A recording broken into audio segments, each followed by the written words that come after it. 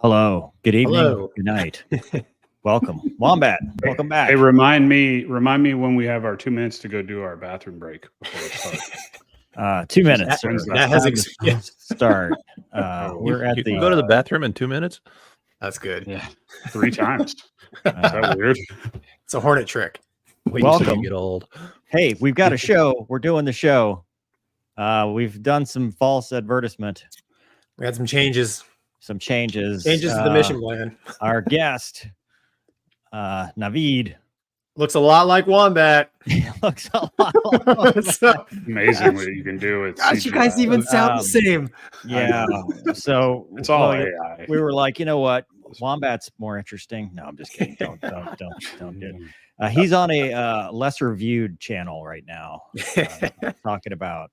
Well, I don't even know. Whatever. This is not going to bother me. It looks weird. It's So, next time, man.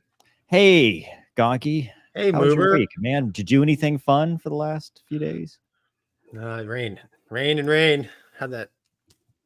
Just doing the dad thing, man. Trying to keep the kids alive, wife happy. Other than that, working here in the office. How about you? No, I did a Mardi Gras parade. Oh, nice. Yeah. Wait, you participated or No, I you... stood next to it and watched the floats go by. Had to leave Luna at home because the Luna mobile is dead forever now. It is officially gone. We've talked about that before. So This wasn't a sheriff thing, was it? Yeah, it was. Oh, okay. Oh, it was. Yeah. Friday night. Mardi Gras season is upon us. And I did that. And but this weekend, happy anniversary, my friend. It is the 2nd anniversary of our Finny flight. Oh, that's right. That's right. What'd you get me? Apparently a video. Yeah. So well, hold on before we get there. Wombat, how was your weekend? Yeah. It was good. It was Did you good. do anything fun? Not a lot. I mean, just pretty low key. So, but it was good. Yeah. Hello, Awesome. Douglas. Back to Yeah, work Doug, tomorrow. What's up, man? Gentlemen. I did some DCS with Douglas. Got to Yeah, try that was out a the old Wind Wing high- Skinwalker pedals. High point of my weekend was getting shot in the ass by Mover. Oh, nice. Perfect. He's known for that. It's on theme. You know what? It's on theme for tonight. It's on. Are we just going to let that slide? We're just Might as well. There's more to We're on come. brand. We're on brand for Okay. what we got here. Okay. Like I said, happy anniversary. Yeah, it's It been is- 2 it is- years. Time for a reaction. I have not seen this. Newsweek. We had hoped to have him on the channel, but like I Yeah. said, he's not here tonight, so it's just gonna be us. But hey, thanks, dude, for putting this together. Who would ever thunk it, right, Mover? Yeah, I posted the trailer, which is funny because the trailer is longer than the actual feature. Labor of love. Typical fighter pilot, but yeah. Yeah, I mean, so I posted the trailer yesterday, and the response has been pretty good. It's the second time the response has been pretty good. A lot of backstory behind that one. Oh yeah. But it's all approved. It's all legit. Newsweek stuff's all approved, all legit. In fact, it's time. Let's. Can I say something before you start? Yeah, say it, please. Because I don't want to say it after. So I think it's important if people haven't seen this. I don't haven't. ruin it. Don't ruin it. No, I'm not going to Don't ruin ruin it. anything. I'm not going to ruin anything. So the last plane that I knew it was my Finny flight in was the E2 in 2008. So circumstances out of my control. I did not know my last flight in the Hornet or in the T-45. I think what you guys got to do here is pretty awesome. I've watched both videos 10 times plus at this point. That's why it's And got so many views. it's hard to watch for me because I understand, like, you'll have this forever. Like, I remember my last Hornet flight. I remember my last T-45 flight, but to have something like this it's pretty damn special. And it's cool just to be here to watch with you guys, honestly. Thanks, man. Yeah, thanks, dude. So it's funny because, like, you can always tell when it's some of the older fighter pilots that are responding, because they'll say exactly that, which I think is cool. But then they're befuddled by the technology. Like, one guy responded, he's like, "How many cameras did you bring in that jet? I mean, that's amazing. You had all these cameras set up. How did you even see outside?" I'm like, "Bro, one camera per jet. That's all it was." I think that might be why some of the older, like, boomers get a little upset about it, because they're like, he must have had cameras everywhere. He must have had them, helmet and side. And it's like, Dude, can you imagine carrying that?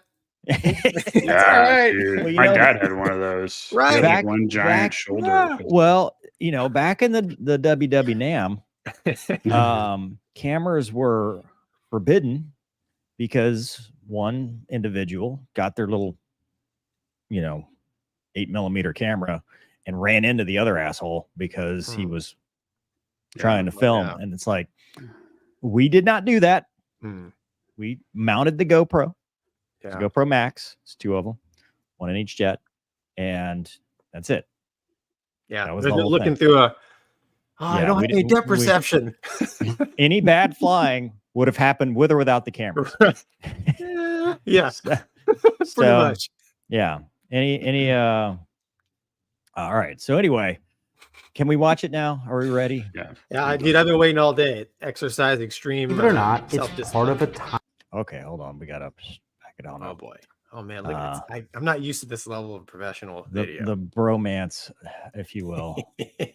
There's even captions for you. If I can make sure that That's not going to help Gonky. But He can't read. Yeah. I need to- All right, are you ready? I'm ready, Sure. man. Hit it. Gonky's reaction. I'm gonna get rid of the overlay just so we can see your face. Because I don't want to ruin this. Okay. Since you're up there. All right. Let us begin.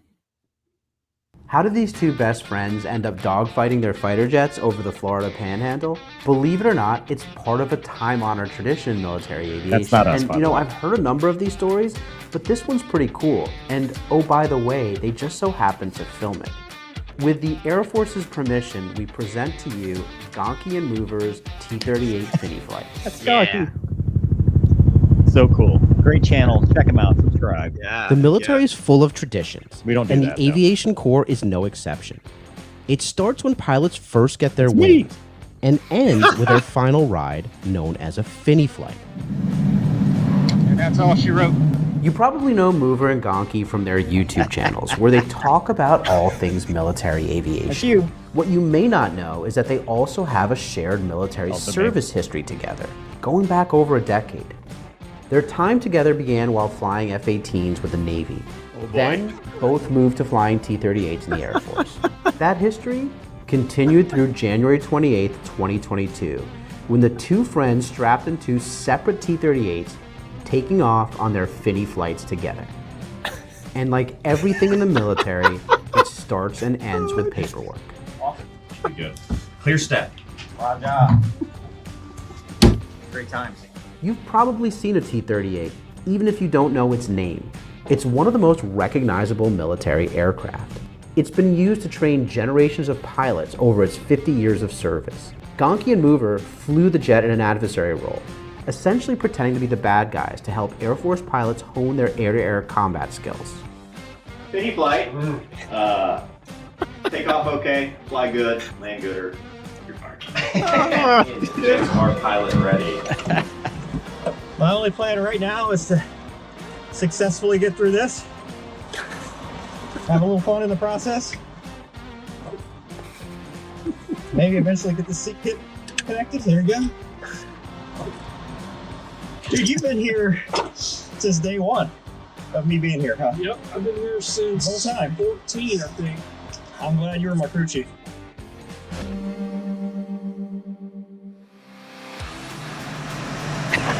one, Eglin Tower, runway 30132013, clear for the option. Mover and Gonky are friends, but that doesn't mean they're not fierce competitors with a desire to win. Yeah, I'm coming back left now. I got you in sight. And oh boy, do the fangs come out. 3, 2, 1, go. Go. That's not from the fight. That's from something else.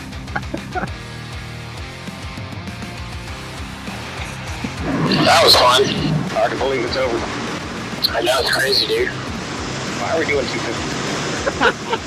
I'm savoring the moment, dude. At some point, I actually got to land this thing. True to his competitive core, Mover had one last trick up his sleeve. Let's see it. Letting Gonky land first. That's and right. making sure That's his right. Finny flight I was the landed last. I was the last true bro to land. Yeah. Mover and Gonky's Finny flight not only marks the end of their time with the T-38, but also the end of an era as the Air Force replaces the jet with more modern aircraft like the T-7, F-16, and F-35.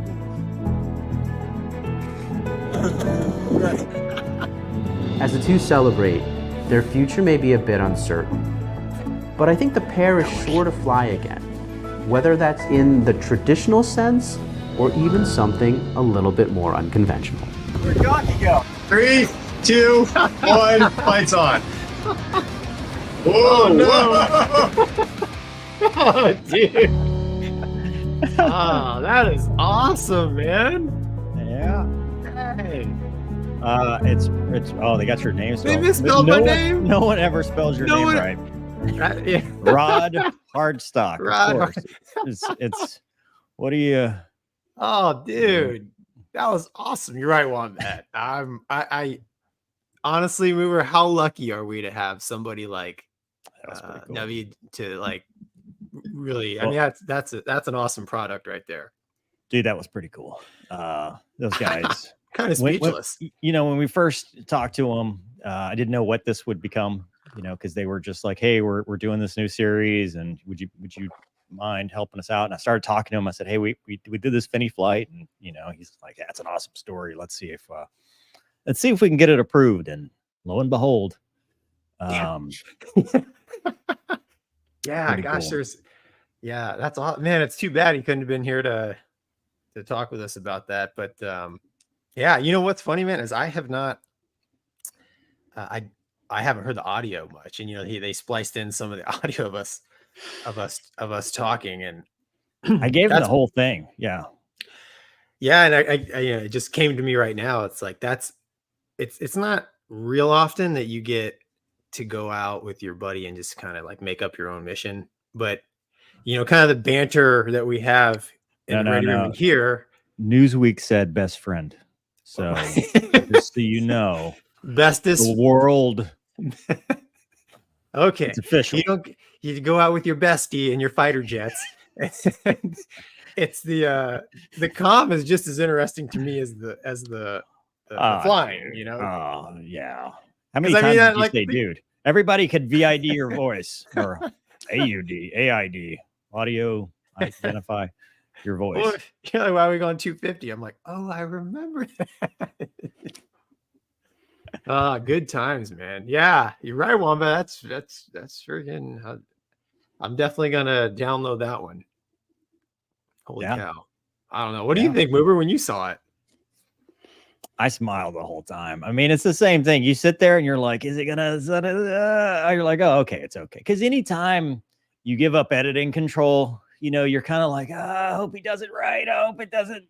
And then all of a sudden you're like, damn, this is not bad, not bad. And you'll notice the footage. So a couple of the shots are from Whiteman. They're not our jets or Beale or whatever, but a couple shots are from other Finny flights. Oh, So, yeah, that's right. Yeah. So like the breakaway thing, that was Tank's Finny flight. Oh, was it? Yeah, because that's awesome. Because I kept being tagged as the camera ship, so they would put somebody in my back seat, and so I'd fly, and then they would go, I have the aircraft, and then I'd be the one, doing that. And so like the 3-ship thing, that was Snipe and Tank, where they were going down the coast. That's Snipe, Tank, and Blue going down. And then the other one, I think they might have gotten the one with Tone and Tally. Really? Yeah, because I was like way back there, and I had Epic in the back with me. Yeah, I Mover told me don't watch it.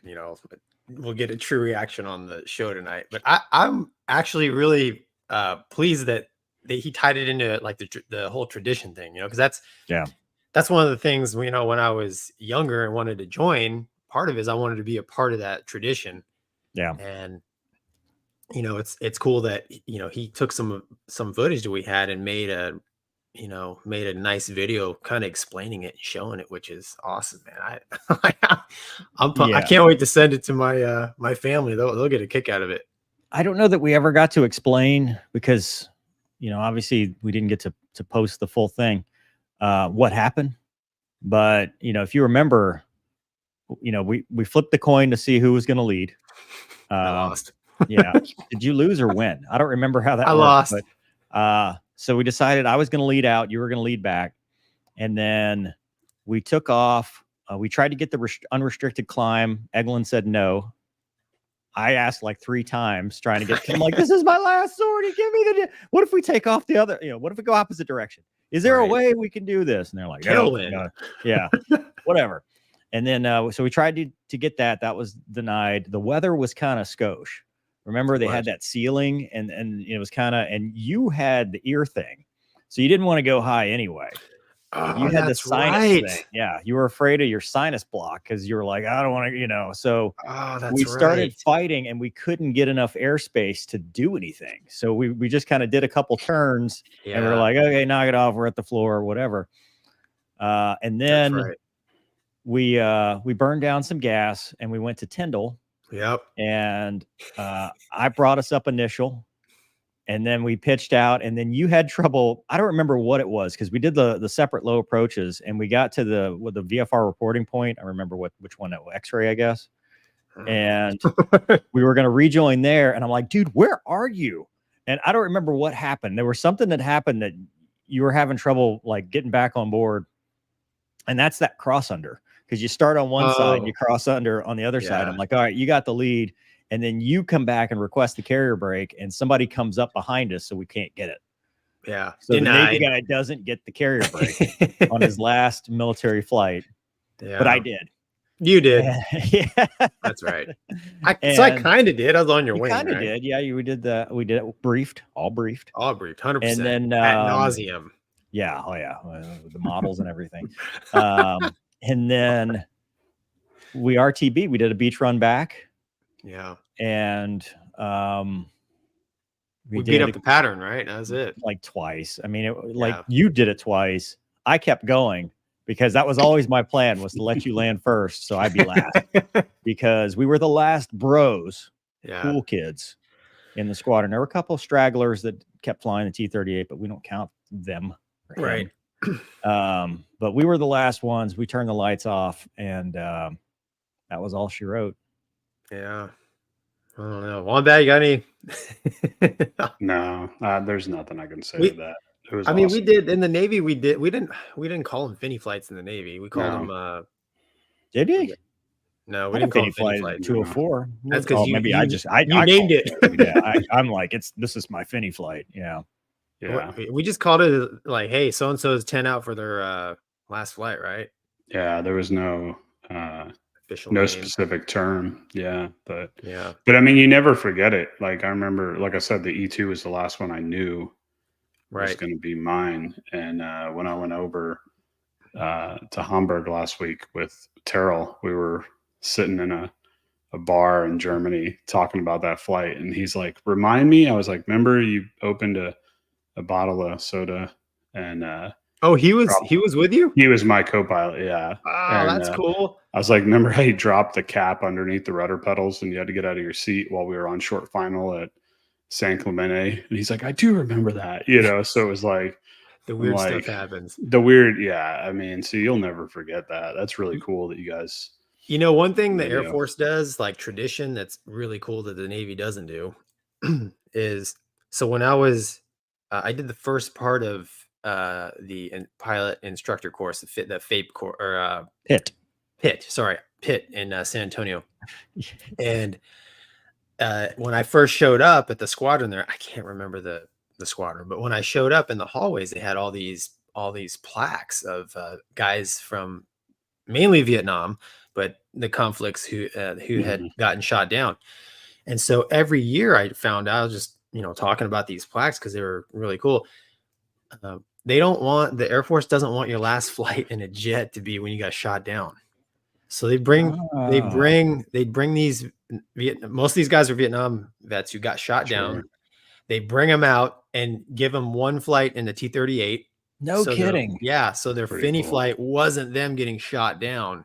And I thought, man, that's the coolest thing ever. I mean, there was pretty sure they still do. I think they had a name for it, but if the Navy wants to bring that back, I'll sign up right now. Like you pick the plane, I'll do one more flight because I feel like I got shot down twice. Yeah. Not really, but I've had 3 Finny flights in my career, and that was the first one that I did not know what was next. Because I flew the Viper, and it was like, well, I'm going to fly the Hornet. I'm going to go home because I was in Miami and I was ready to get back to Louisiana, and that was just go spend time with my family. Flew the Hornet. I wasn't sure, but I had a good idea that I was going to go fly T-38. So it wasn't, I'd rather have stayed flying the Hornet, but at least I got to fly something.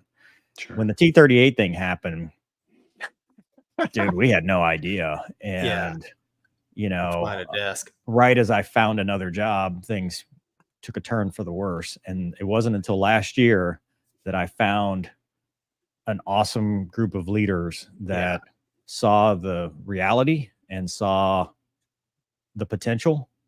And although it wasn't flying, it was a job that I felt like I could do to make a difference. And, would I have rathered, go fly F-35? Yes. F-16? Hell yes. Especially an F-16. Would I want to go fly an F-16 right now? Yes. But I think I'm fortunate that 2 years later, I'm sitting here and things have worked out as they have. Yeah. It might not have been what I thought, but it's better than I imagined. And if you'd have said 2 years ago, hey, or 1 year ago, mover, you'll be reviewing this Finny flight footage with the blessing of, headquarters, and, everybody's happy and thinks this is awesome for everybody, I'd have been like, you say what now?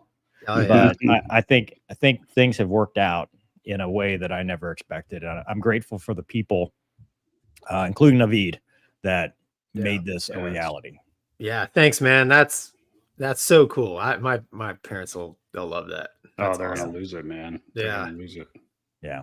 Yeah. All right. Thanks, Any Mover. attacks? Yeah, dude. I thought you'd enjoy that. It was just cool to do that. We got some questions from the audience, so run through them real quick. Lou says T-30 is one of the sexiest aircraft, even if it's old as dirt and uncomfortable. Thanks for the Gonky reaction bed. Greetings from Oregon. Thanks, man. It's like an old muscle car. Laura says, how many beads mover earned? None. I stood in the back away from the people. I want to know how many you gave out. 0. I don't give out. I don't receive. I just stand there and hope the parade ends faster. Stoic. Go faster. Doug needs a camper when he talks. Here's his contribution to Gonky. Gonky, you got to buy him a camera now. All right. Oliver says, hello from Norway, Thanks, guys. Oliver. Tuning in at 2 a.m. and that's dedication. That is, man. Thanks, Oliver. Dude. Thanks for hopefully you get your money's worth, man. Avgeek Joe says T-38 adversary how? better than you would think. Yeah. Saturation. I don't understand the okay, yeah, tactics. Sure. Just Yeah. bury them with numbers. Yeah. You got to be wily. Pretty Gotta much. Let's see. Jack says, in this video, you can hear Gonky say dude on the radio multiple times. That's how you know it really is Gonky.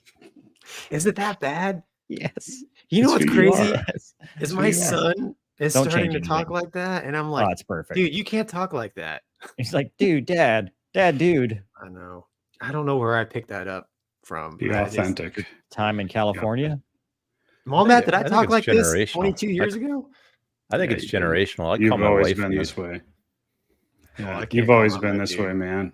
Really?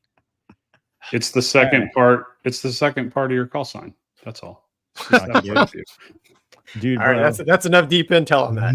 John says, a great video. You can't bully that poor man anymore. I'm not. I'm actually using it in bullied context. out of using it, and now you've preempted it. I want him to bring it back.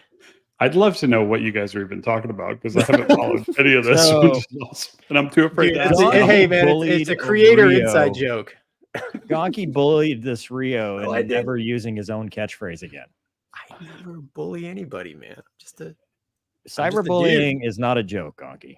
No, that's a real thing. John says, great video testament of how camaraderie within a paramilitary organization spans a lifetime. And dude, that's a great point.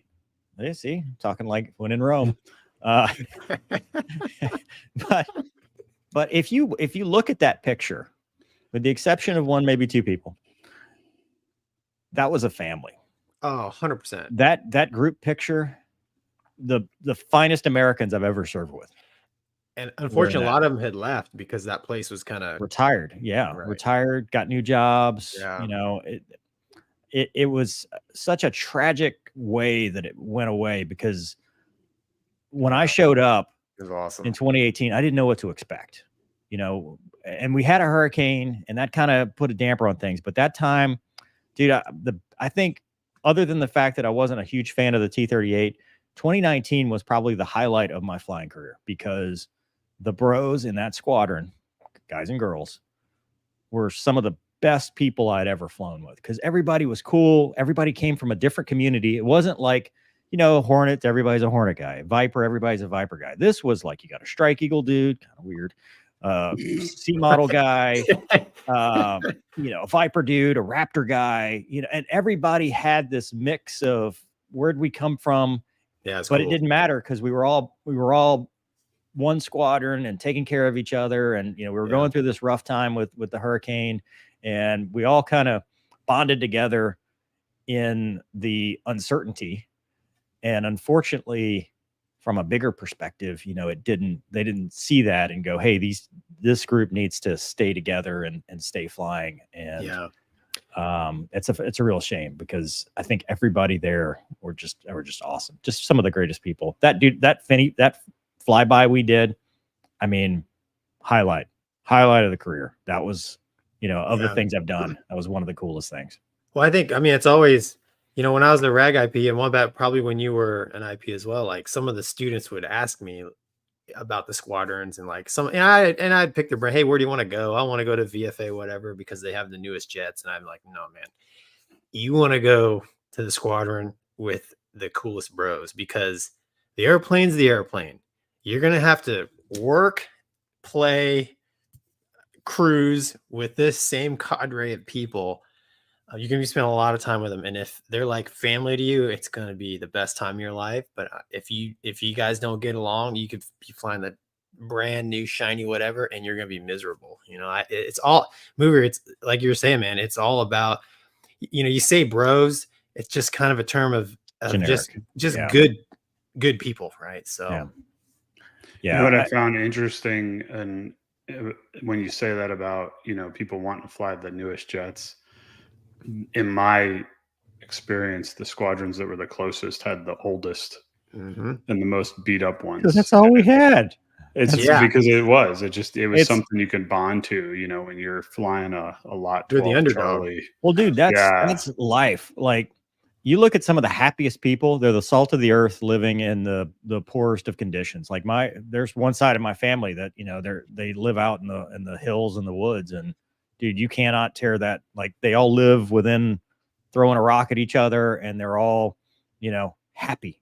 Yep. It's just that's what happens. When you take away the material side of things, you find what's more important. Yep, 100%. And that's, but for the T-38, we all had shared back and neck problems. So we're all old. Most of us were old. With back you probably and had neck no problems. idea where you were geographically at any point in any flight. No, we had iPads. Gonky, a couple of those videos, it flashed the old Garmin. That's how I could tell it was a thing, because we had the old Garmin. But anyway, we're all Zippers Forever seems odd that my dad flew T-38 from 66 to 67. You did a Finny flight in 2022. I think those the same jet. Those jets were 60s, late high 60s, early 70s. Yeah. Wild. JB Smoke says they did justice to you two in this video. More than we deserve. Yeah, 100%. Laura says, I hope this kind of positive attention helps get you guys back in jets. I love the sentiment, but it's probably the opposite. Probably, unfortunately. Yeah. Lynn says, hilarious wombat comment loading. Just look at his face right now. Not this time. Not this Garrett says, happy Monday. Finally told my parents Garrett. I joined the Corps. Nice. And they're really supportive. Nice. Were your family supportive? How did they react?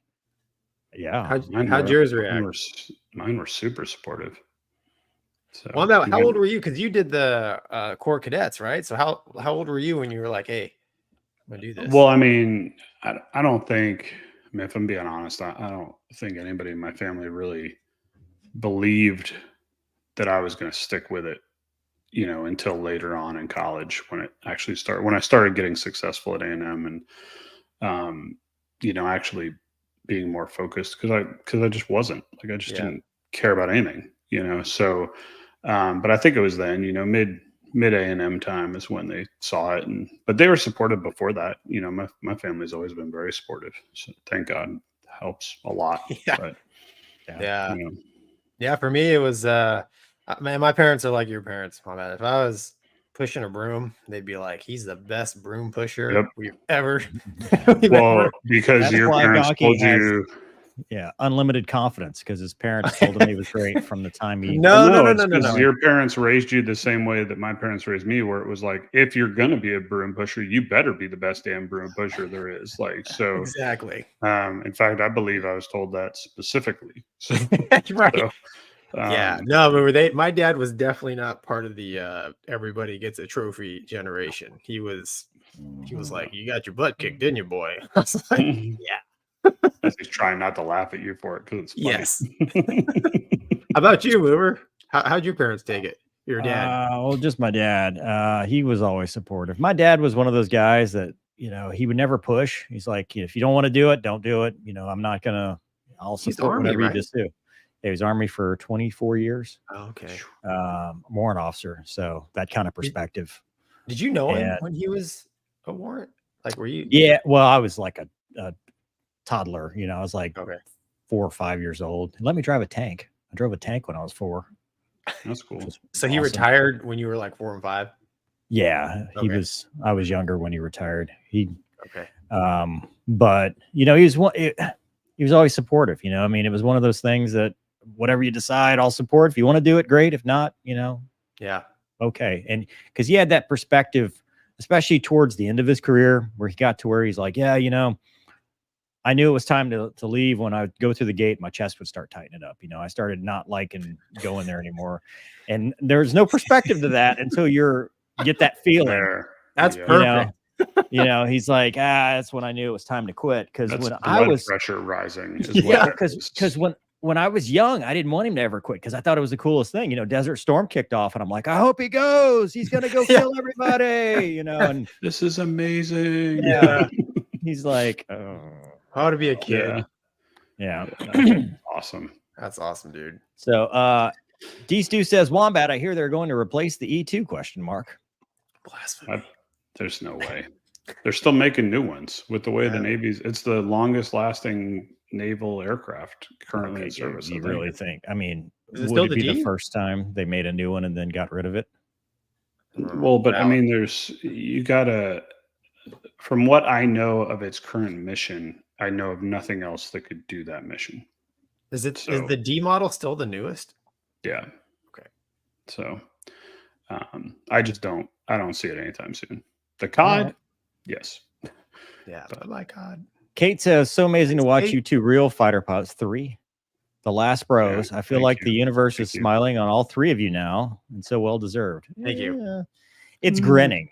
I don't say it's smiling. It's got like a smirk. Well, So it's better than it was. It's a great video, but all 3 of us at the beginning of our military careers, if you had been like, so little wombat mover, Gonky, how do you think your career is going to end? It was Wasn't that? way more glorious than Wasn't that? It wasn't. Yes. Turn the There was lights an off. Australian boys. flight attendant Yeah. in mine. and- military career. Yeah, Yes, there there's was, lots of stuff behind me on fire that I blew up. It's gonna be Yeah, amazing. yeah. there was a lot of stuff. Oh, Eddie, Weddy. Did any of you fly the F5? No. If so, how different does it feel from the T-38? We fought it. Or the MiG-28 for that matter. Probably better. It's probably a better airplane.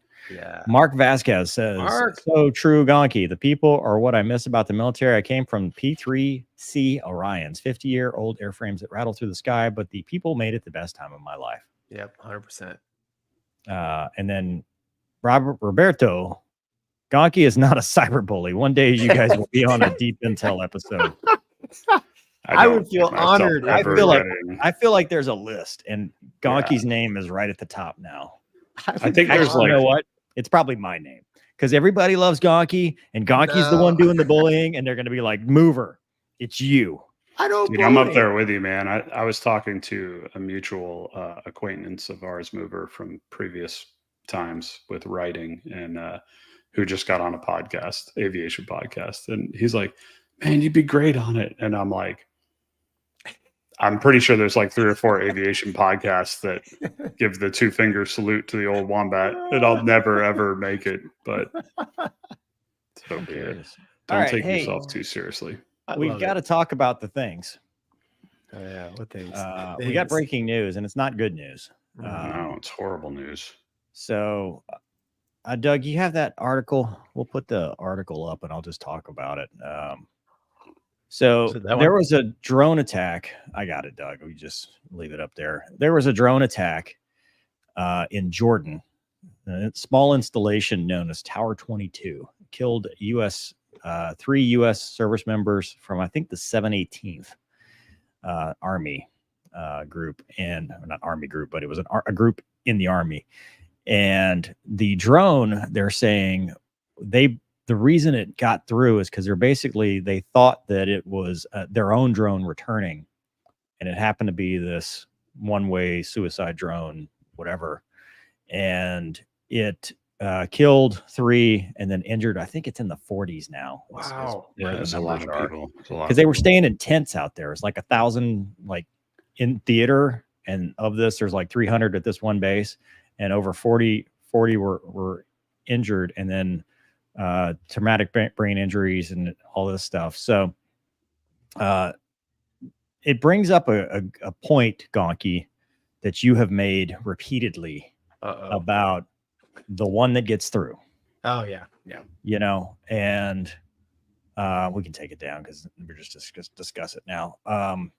There have been talks. I want to talk about kind of the response, but for the serious part of this, this goes to your point, Gonky, of we're in an area where we're not in any kind of real combat operations. I mean, they're doing the Houthi response proportionately, or at least we'll call it proportionately, and we're there for maritime security. But this is the army. This is the army in Jordan, where obviously there's always going to be a threat, and I think there's been some attacks in Iraq, like even more recently than this. But this is the first time where U.S. service members have been killed, and that changes the metric a lot.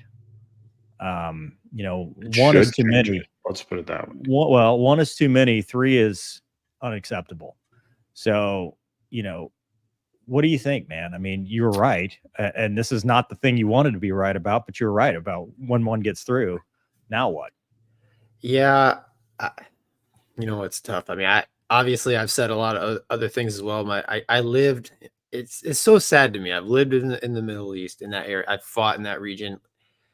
You know, de-escalatory stuff is what you want, but that's not happening, right? Right. You know, I've always been a big fan of just like pummel and leave. The whole idea of just meddling for 20 years, pretty sure we all saw how that probably not. Yeah, you can't nation build. You're not. Yeah, we're not good at that at all. we're not Rome, right? So like, Yeah.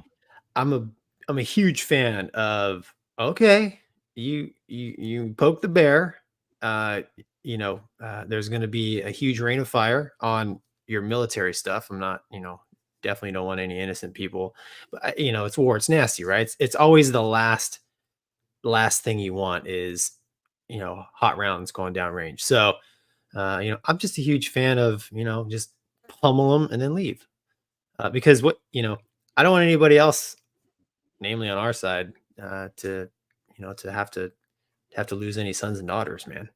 But the thing is, the pummel is a country that's not just going to be pummeled, right? It's Iran. Yeah, Iran. right. So to me, it doesn't matter. Full scale war. You know, that's not. It can be, but I mean, we assume it will be, but you don't know that, right? You don't know, right? But you're not just talking like, you know, the Houthis, right? Where you can go, you know, crush them, and there's not. I mean, this is a little different. Wombat, what's your take, man? You know, when I think of this stuff, it reminds me of a lesson, which makes me feel old, that I taught my son the other day, and I leave his social media for reading this. This isn't my quote, but you know, he had a kid in his school that was kind of bullying him a little bit, you know, and as you can imagine, my boy's not a small boy, right? So I told him, I go, you know, you don't fight. Like, fighting is the last resort, right? Just like Gonky said, like, you don't want to send those hot rounds down range. I go, but when it's time to fight, you know, you fight like you're the third monkey on Noah's Ark and it just started raining. Like, and you go in there and you fight and you're done. And you know, and he kind of laughed at that, but it's the truth. I mean, you go in there with a purpose, so we don't have another damn 20-year whatever the three of us dealt with that had no purpose, and get it done, get the hell back out, get home, and go back to doing what we're doing. And you know, that's all this is. It's a bully. You're dealing. It's no different than if you're on a playground or you're at this level. It's a bully that's trying to press and see what we will take. And yeah, we're taking it, unless I missed the news, because I haven't heard our response. Well, they are saying that there may be an announcement or some kind of response tonight. But no. Wombat, to your point, you know, I spent a lot of time doing Krav Maga under an Israeli. You know, he fought in the 6-day war, and the tenets, as taught to me, were avoid, negotiate, kill, which I actually used as the title of the book, because I think that's, I mean, and we talk about it in avoid, suppress, defend. I mean, we have different ways of saying the same thing in aviation as we do this, but the big thing was avoid. If you can avoid it, you know, turn around, walk away, run away. Don't put yourself in a situation where you're backed up into that corner. Negotiate, talk your way out of it. You know, try to see if you can use that verbal judo and come to a peaceful resolution. And then at the end, it's kill. And it starts with kill their will, kill their ability, and if you have to, kill them. Yeah. You know, because you want to decisively win. Otherwise, you are putting yourself in a grave bodily injury situation. And I think that really applies across the board. Gonky, I mean, you're planning this counter strike. What do you do? Well, before we get into that, I'm going to need 2 sections of F-18s. I need 1 Hornet. No, find me the oldest 06 that flew the Tomcat. Well, dude, I'll tell you what, I will say. And if it helps, if he doesn't listen at all, that helps. If he owns a P-51 and likes to go really fast. I will say this, like, you know, what has happened is terrible, but what has happened to me in the last 2.5 years, I have become much more aware that the talking box, my TV, or let's just say mainstream, I don't, for lack of better words, I don't trust really anything that comes out of the mainstream. So if the mainstream reports something to me, even if it's 100% true, because I'm like a dog that's been kicked, I always, put my guard up. So, I say I want to go over there and pummel them, but that's how I felt after 9/11. But I remember asking myself a couple questions, but my love for my country and my sadness for my countrymen who died, overpowered any, I'm going to say, potential logic I might have been trying to put together in my head. So, pummel and leave, just like Wombat talked about, is the answer. Hopefully what we're hearing is true and the whole story, because no matter what happens, if you are going to go pummel somebody, the good chance when hot metal's flying, there's going to be casualties on both sides, and we don't want any more casualties, right? So I mean, I just, so anyways, how would I do it? I would use, we've got tons of standoff weapons. I would pick a whole bunch of high value targets. No, that's what I 2 would sections, pave way. Yeah, because there'll be GPS jamming. Buddy lays, yeah. 5th gen. Too many buttons, dude. Listen, switchology errors are real. Ask me how I know. It's like, where'd the bomb go? Oh, I forgot to arm the laser. That's why you have bombs. That's what bombs for. It's still on the airplane. I'll bring it back to you. This one's reusable. Yeah, dude. Hey, Gonky, Morty's. this is your way back in, dude. You and me, man. We'll teach them and then do it ourselves. We had people on the boat to plan our missions. So yeah, that's the other piece. You planners. What we'll take is that 60-year-old guy, train a crack group of Top Gun graduates, and ignore the carrier that's already out there. Those dudes not qualified. Right. We're gonna take people from somewhere else and put them on their carrier. Hey, hold on. First of all, as the LSO, I could get them worked up to carrier calls in 3-4 weeks. That's true. No problem. No problem. I mean, these guys, they're good, right? So 3 weeks of pure carrier calls, FCLPs at the field, they'll be set. I'm not doing the failure rate. I don't want to make light. I mean, every now and then you got to interject humor to stuff, to tense situations and stuff. But the reality is, nothing that is about to happen is good.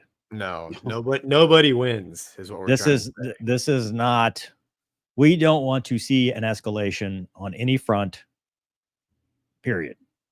Yeah, and it's crazy. I'm sure Wombat feels the same way, but now that I have my own kids and stuff, I think about this stuff, and like I'm like, the way I think is different. I mean, I don't want to, unless the Ruskies are coming over the border, so to speak. That's a different crisis that was last week. Totally different story. Right. Okay. But you know what I'm saying? If Gonky's backyard is under threat of being taken over by somebody from another country, then I'm all for sending my kids to defend their country. But I've just, as a parent, the value of human life is much more to me now. All right. We got some from the audience we'll talk about real quick. DG says, did you guys cut the fingers out of your Nomex gloves and utilize finger flashlights to see and to help signal the deck crew during night ops? Even better. Originally, I did that, and then we got the gloves without the fingers, right? Wiley X. Did you guys have those? Yeah. Those were that's what I'm wearing in my Finny flight video is the Wiley X. Nice. They would cut off, what was it? Not an endorsement, by the way, just what they gave us. So you had those on that? I'll take a free pair of those. I'll endorse them. I'll endorse anybody, whatever. I'm out. Right. But yeah, when I was in my Hornet squadron, we had them. And then T-45s. T-45s, I wore them because I wanted everything in T-45s. Yeah, if you ever punch through that canopy, you were going to get stuff. Ugh. Yeah, it's my first skipper. It's actually, technically, you're supposed to wear them. It's like the rules, the rules, yeah. So Navy pilot breaks rules, right? So I'd never wear them, and my first skipper, he told me, he's like, "Look, man, he's like, I don't care what you do, but he said if you ever have to reach down between your legs and pull the handle, he's like, I've had friends that have ejected, and your hands get burnt by the rocket motor." I believe it. And he was like, he was like a sky god, man. He was so good in the airplane, and he always wore gloves. Oh, I can push all the buttons. I'm like, well, I'm not you. I'm gonky. I need all the help I can get. Yeah, there's a much better chance I'm actually gonna have to pull this handle.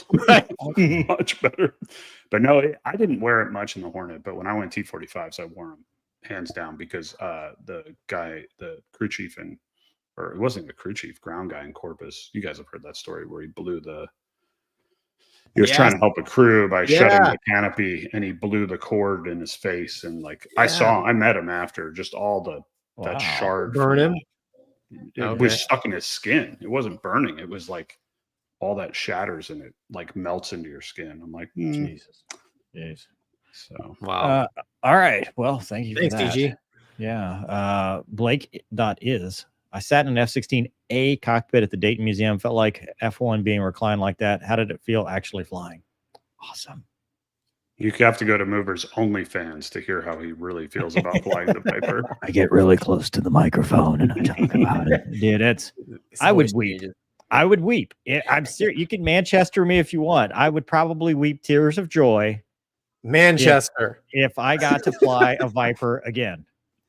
That I will gladly get slapped or weep. I don't care which one. But if somebody's like, hey, Mover, here's your F-16, FAM ride again, not FAM, sorry, Form 8, because you're getting checked out and you're in the front seat, weep.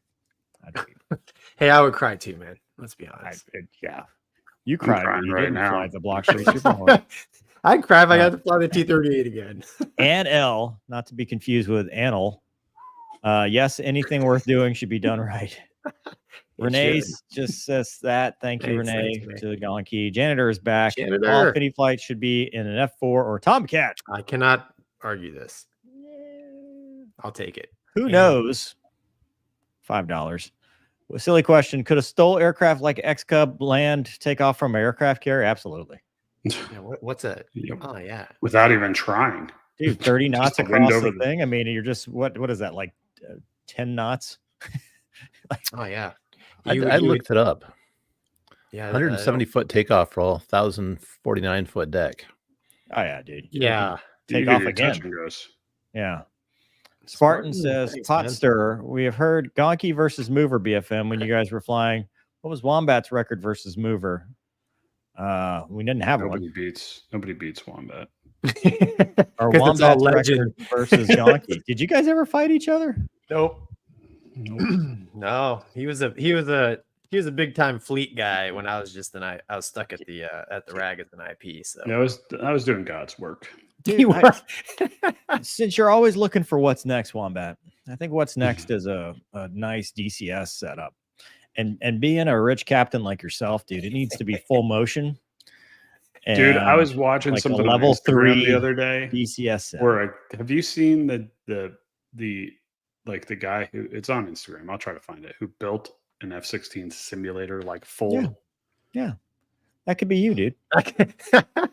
You have the technology. In so many ways, it cannot. Yeah, dude. You don't have to do a Viper. You could do a Hornet. Mover. I would do a Hawkeye, and I would just sit there. Manchester. And eat peanut butter sandwiches. Manchester.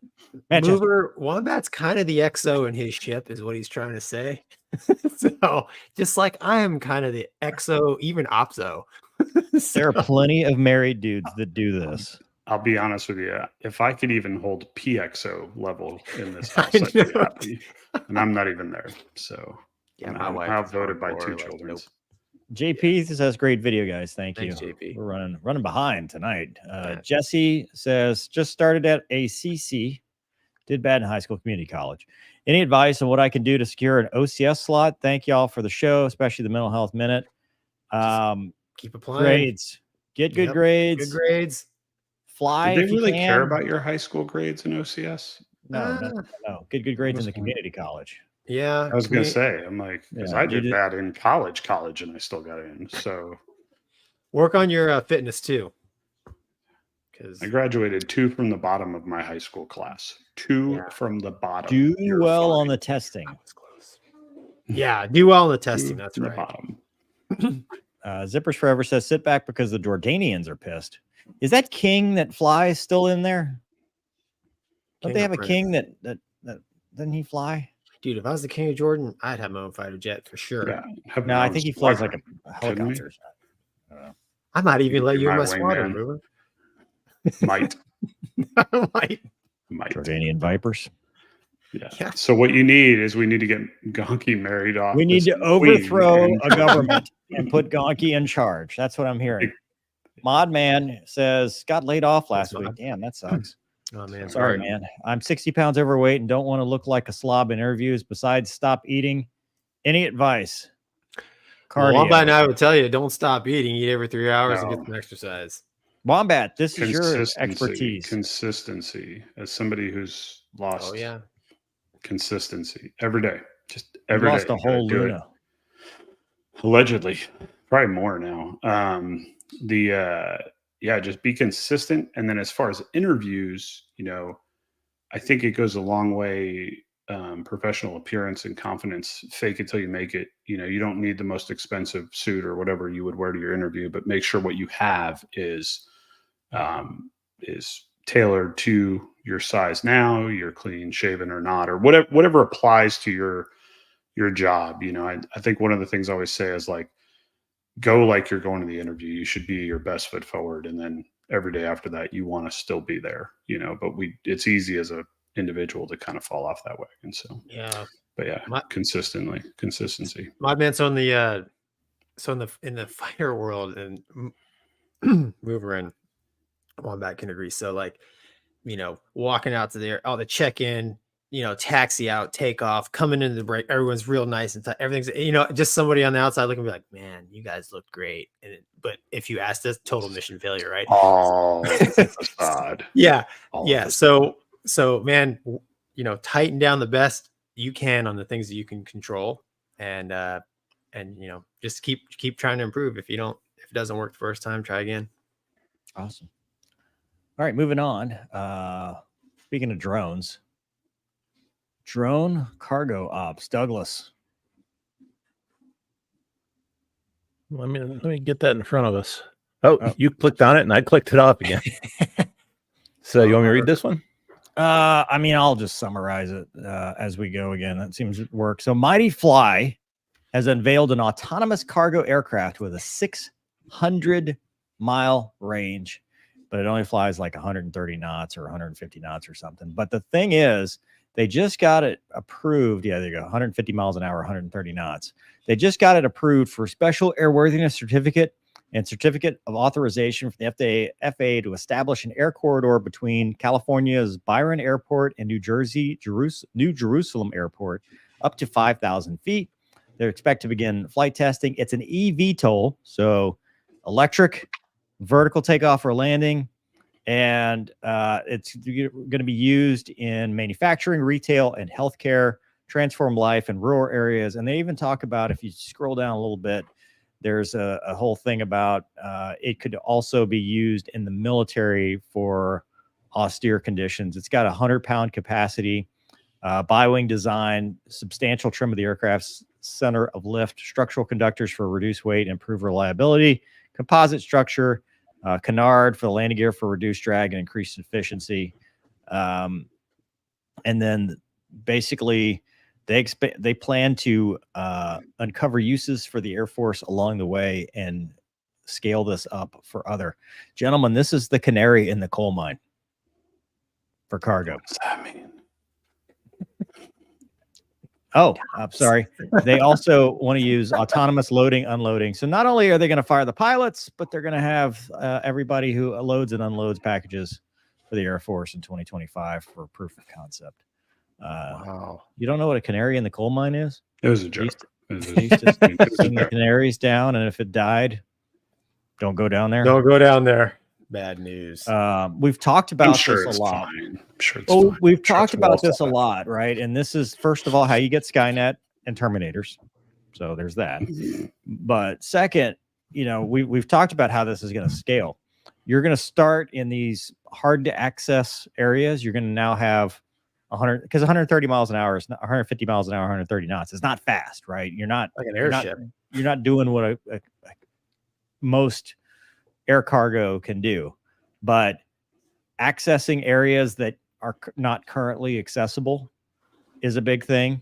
And then when they scale it up, that's when you start to worry about these cargo operators, ACMIs, stuff like that, because like we talked about before, once the technology's there, it's just like an exponential, it just takes off. So what do you guys think? Is this kind of the, I mean, how worried are you if you're a FedEx or UPS guy? Well, Depends how old you are. I mean, really, it depends how old you are. I think it's still pretty far out. I mean, you've seen that with autonomous cars, right? I was going to say the self-driving cars haven't been like, we're not there yet. I think it's easier to self-drive an airplane than it is a car, though. Probably. I think you're right. Probably, but it still has to remember, all that thing becomes, if it goes haywire, as a 100-pound carrying projectile into some area where people live. And if that happens once, it sets it back way far. So that's true. I'm not saying that it's, because everybody looks at this stuff, in our industry, and they're like, oh, it's not our problem because there's passengers, right? And with passengers, they want to see people up there, that have skin in the game. And I don't disagree, but that person living on the ground doesn't want stuff buzzing over their heads if it's not, there's no skin in the game, right? I mean, think about it. So I think they're going to have to prove that concept really well. And then once they do, to scale this to something where it's actually usable, because 100 pounds at 150 miles an hour is not usable for true cargo, to where a FedEx or a UPS pilot's nervous.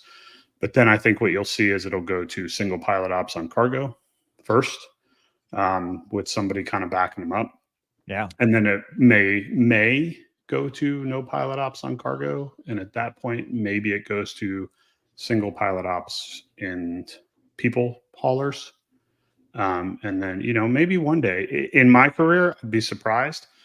But when I look at my 5-year-old and my 1-year-old, am I super excited about being like, you should be an airline pilot? Like, no, because I could see it in their lifetime. And well, you know where you're going to see it for people is air taxis. Yeah. This big push for eVTOL for these air taxis, like order your air Uber to get to the airport.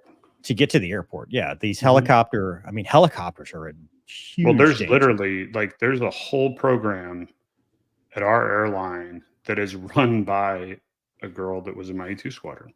Like, she went on to business school, and like, this is her whole baby about getting people from outside the airport areas into the airport. And yeah, it's a lot further along than you think, but I don't think it's in the main carrier yet. You know what I'm saying? Like, I'm not saying now. I think when you start looking at this tech, you're going, because I see it already. I've got a Skydio drone, which I love, by the way, but it's fully autonomous, dude. It recognizes me, and I've got the little beacon, and it'll follow me. And and if it gets lost, it knows where to go. It'll go land. Like there's so much scalable. Wingman. Right. And there's so much scalable, but there you go. There's the Air Force use for this is, where can like a C-130 not get into, but you can drop 200 pounds worth of stuff to a special forces unit. You can go drop a 200-pound bomb, these small diameter bombs. I mean, like, there's so much, and we've already seen how much the battlescape has changed in Ukraine and even Israel, where these drones are crushing it. And dude, I think that's the way of the future. Yep. Something this one has that has been, those of us who've been doing drones a while, been watching for a long time, range. Electricity doesn't have much range. This is a hybrid. It's got a little engine in it that charges the batteries while it's in flight. I looked that up on this one because I wondered about the range. Was it 200 miles? No, 600 miles. 600 miles. 600 miles. That's a long extension cord. That's a big deal. Yeah. Yeah. Like you said, Mover, for austere environments, I'm like, they're Gonky, like in Malaysia and the South Pacific, where there's an airport every couple 100 miles, no roads. Yeah. Targeting those kind of markets for this. I'm more worried about when they start applying, because it's not just going to be a drone, right? They're going to be like, hey, we got this AI stuff too. So it's going to be AI with the drone. I don't want to go full Terminator, but I don't know. My perception on the whole AI stuff is like, once it reaches a certain point, like the learning curve is going to be. Oh, dude, it's horrible already. Somebody was asking me about the next book, and I'm like, man, maybe one more, but I mean, AI is already writing books. I'm like, so now AI is going to put me out of business as an airline pilot and an author. Like, it's just when you combine, I need to go sell a Porsche. When you combine AI, which I don't really nerd out on that stuff because I don't follow it. But when you combine, what I meant was I don't really study that. Didn't need to be. You're just digging the hole deeper. Everybody knows. For those of you that are new to the channel, Gonky not smart on things. Gonky. From what I have seen, like it's apparent to me that, like, no kidding, the AI stuff is happening, I think, faster than most people think. And when you combine that with the drone technology, I think it's going to get kind of sporty. I, for one, welcome our AI overlords. Just like the aliens. Whichever one shows up first. Yeah, you're on that team. Ain't gonna be aliens. It's gonna be Terminator, dude. The T-1000. Well, they're not going to be assassinating me because I like them. I'm with you. Yeah. Don't kill me. All right, moving on. Speaking of cargo, sold out quick. Yeah. Hey, man, it's just like you and your broke back. Hey, I stand by what I said. Stand by what I said. That was real. Hey, you've been real popular with the Indians, by the way. Really? Oh, they love you. They love you. I have not been watching. Is it bad? No, Wombat is loved. It's not that bad. Wombat is Is loved. my book sales tanking in India right now? India. Hey, seriously though, the C-160, Douglas, is there a video in this article, or do I need to go find it? I didn't find a video. Oh wait, there's people that are going to ask. I found the video. Okay. Okay. So a C-160 is like a C-130, but 30 more. Make it big, sir. We went through these academics before. Dang. That's low. Wow. It's getting lower. So it looks like single engine. You can see the yaw. Somebody needs to put a Buddha rudder in. Was it? They were both spinning. Maybe they didn't feather the prop. I don't know. Careful, man. You really want to get into a prop conversation right now with you two? Oh, this is you. These are your people, Wombat. We didn't even one more time for Wombat. I don't. Yeah, go back. I want this to is see. pretty wild footage. I mean, these guys are. Can you pause it? Pause it right there. Okay, yeah. One of those. They're in ground effect. Those almost look. Flaps are down. Yeah, but those. The left one's not spinning like the right one. Yeah, which would make sense because the right one he's yawing left. So but it's not feathered. Yeah, but remember those are also counter rotating, so it's not going to affect it the same way. Man, he's yawing. He needs to put some step on the. Is gear down? Are those wheels down? No gear. Looks like maybe some flaps. I don't see much rudder. Yeah. There's some RPM differential there, I think. Yeah. Oh, yeah. It's hard to tell with rolling shutter. Yeah. I don't know. All I know is stuck in the T-cushion. Well, they don't land on the airport, and that's kind of a problem. Technique only. You can't teach that. Well, it's on the runway. Sorry, right? They go off-roading.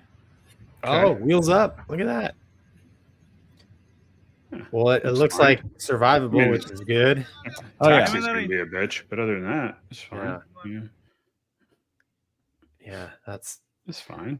All right, so what's the story, Douglas? Yeah, they went off-roading here. Oh, yeah, you're going to need to buff that out. That's for sure. That's the speed tape. How many fasteners do you think that wing still has in it? Not half enough. As much as it came from the factory. Not enough. Not that it's way. A C-160 Transall transport aircraft. Hit it, Doug. C-160 Transall transport aircraft from the Turkish Air Force was compelled to perform an emergency landing during a routine training exercise in Kayseri, central Turkey. Owing to a technical malfunction, the incident unfolded as the aircraft was taking off from Kayseri 12th Air Transport Base Command for a scheduled training session on 25 January. The aircraft suffered minor damage. The helicopter I'm going to say little I'm tape. going to go ahead and just assume that the Turkish Ministry of Defense was not a pilot. Is that fair to say? Pilots. Like that, Bob. Yeah. Remember, this is your video. Yeah. I mean, I welcome all my turkey friends. Turkish. I don't think turkey- they'd like to be called turkey friends. the hell I of the spelled pilots it and in my crew head stay the with- right way. Yeah. That's about it. Hey, go back to Minor that. damage. The wing is folded. Go back to that picture, Doug, where it's sitting in the field. What can we determine? Right there. So, Prop strike. having been to Navy safety school, This So is the- not the landing you want. Oh boy, here we go. the left engine, and I can't remember it exactly, but see how the blades are curled at the end? Yeah, because they hit the ground. Well, right. Look at the other prop. It didn't hit the ground. Did it? I don't know. It went. It through the wasn't field, right? spinning, is where he's going with wasn't this. Well, what I'm saying, so there's I can't remember if the props are curled a certain way, you can tell if the engine was running or not. Yeah, And exactly. that's what I'm getting at here. So the left engine was definitely running. Was the right engine running? Right. I don't know. It doesn't look like it because I mean But they it crash does look landed it. feathered there. It does look feathered. Well, That's it's right. got a full boot of left rudder. Well, that's Well, after that could just be. That's probably after the left wingtip dug into whatever ravine this is here and had minor damage. Well, no, if the I left mean, look, wingtip digs in, you would go right rudder because you're like, The bottom line is this: like, if the people are fine, that's all that Yeah. matters. But wow, like Yeah. that is. and They're lucky they anytime made you it to where they made it. well, and if whatever problem they had happen on takeoff, so they're heavy and one engine. So I mean, I applaud these guys for making it back Yeah. because that's Well, hold on. exactly- Before you say that, I need one final fact before I say whether I applaud them or not. Did they declare an emergency or say Mayday, Mayday, Mayday? Because that's all that matters. how do you say Mayday in Turkish? I'm sure Well, they did. It's one Turkey. back. They're not commies. They're speaking English. There you Yeah. go. There you go. Yeah. So hey, good Good job for them. I I mean, the fact that if Yeah. everybody walked away, yeah, they can build another C-160. This guy says landed but incurred heavy damage. So there's a little bit of difference between the Turkish Ministry of Defense and what the article's saying. I'm going to go with. Wait, the go article. back up. The gear retracted. Scroll up real quick. Footage. Oh, it's gear retracted. Yeah, because they picked the gear up after the engine failure. Yeah. Yeah. Slick is better. Yeah, Slick mo better. less drag. All right. Well, cool. Thanks for that, Douglas. Yikes. That was interesting. We got a couple from the audience, but we'll try to get through. Garrett, what scares me if a drone gets to a carrier? I mean, if anything gets to Yeah. there, Well, it's yeah. scary. That was my actual most concerning comment Yeah, as if far one as gets one through, getting yeah. through. Yeah. Well, that's what they Um, used to train for, right? When we were out there, was we'd swarm them, and then one would. Yeah. Anyway, John Gilbert says super sticker. Thanks, man. DG says it's amazing things you learn talking to veterans. A World War II pilot told me that Patton had an order that any pilot shot down near him was to be brought to him. Who best to know where the Germans were at? Interesting. Yeah. No, any kind of intel gathering. Renee says, Wombat, Thanks, how Renee. did that British airline pilot survive outside the jet? Grace of God? what one is that? The one where he was. Oh, stuck. He got knocked out, and they held his feet in. I mean, they got the plane down quick. So Yeah. It's a good thing Yes, we're not grace more of God. popular. Somebody would meme that. Zippers Forever says, unlike King Charles, he's been combat proven. He's seen combat as the crown prince. There you go. good for him. Bob Smith says, Oh, canards. Okay, what's the deal with those things? Good, bad, ugly. Gives you the Hayaka. I think they look cool. Hayaka. I think they Well, it look cool. depends. Like on a fighter jet, they're cool. Like on a Civic, they don't look very good. No, you're right. They're On a called dive, Typhoon, they're dive, awesome. dive plane Oh, on a car. Oh, You know, like sorry. the ZL1 Oh, 1LE and the ZO6 have them, and they're Really? badass. Yeah. Canard. Wombat, we didn't even get to talk about the Rolex 24, but we're out of time. We'll talk about it later. Okay. Did you watch it? The Mustangs were in there. They did well, didn't they? Porsche did well too, didn't they? No, they Shot. lost their trunk and some other stuff. I wonder what that cargo delivery will cost at startup. Good point. Is it an idea like you and me have, Gonky, that we could just use as a business and just not win? I don't know, man. Yeah, 15 million. The government will subsidize it. It's okay. Riri says, can't buy into this being a good idea. Self-flying planes is just a bad idea.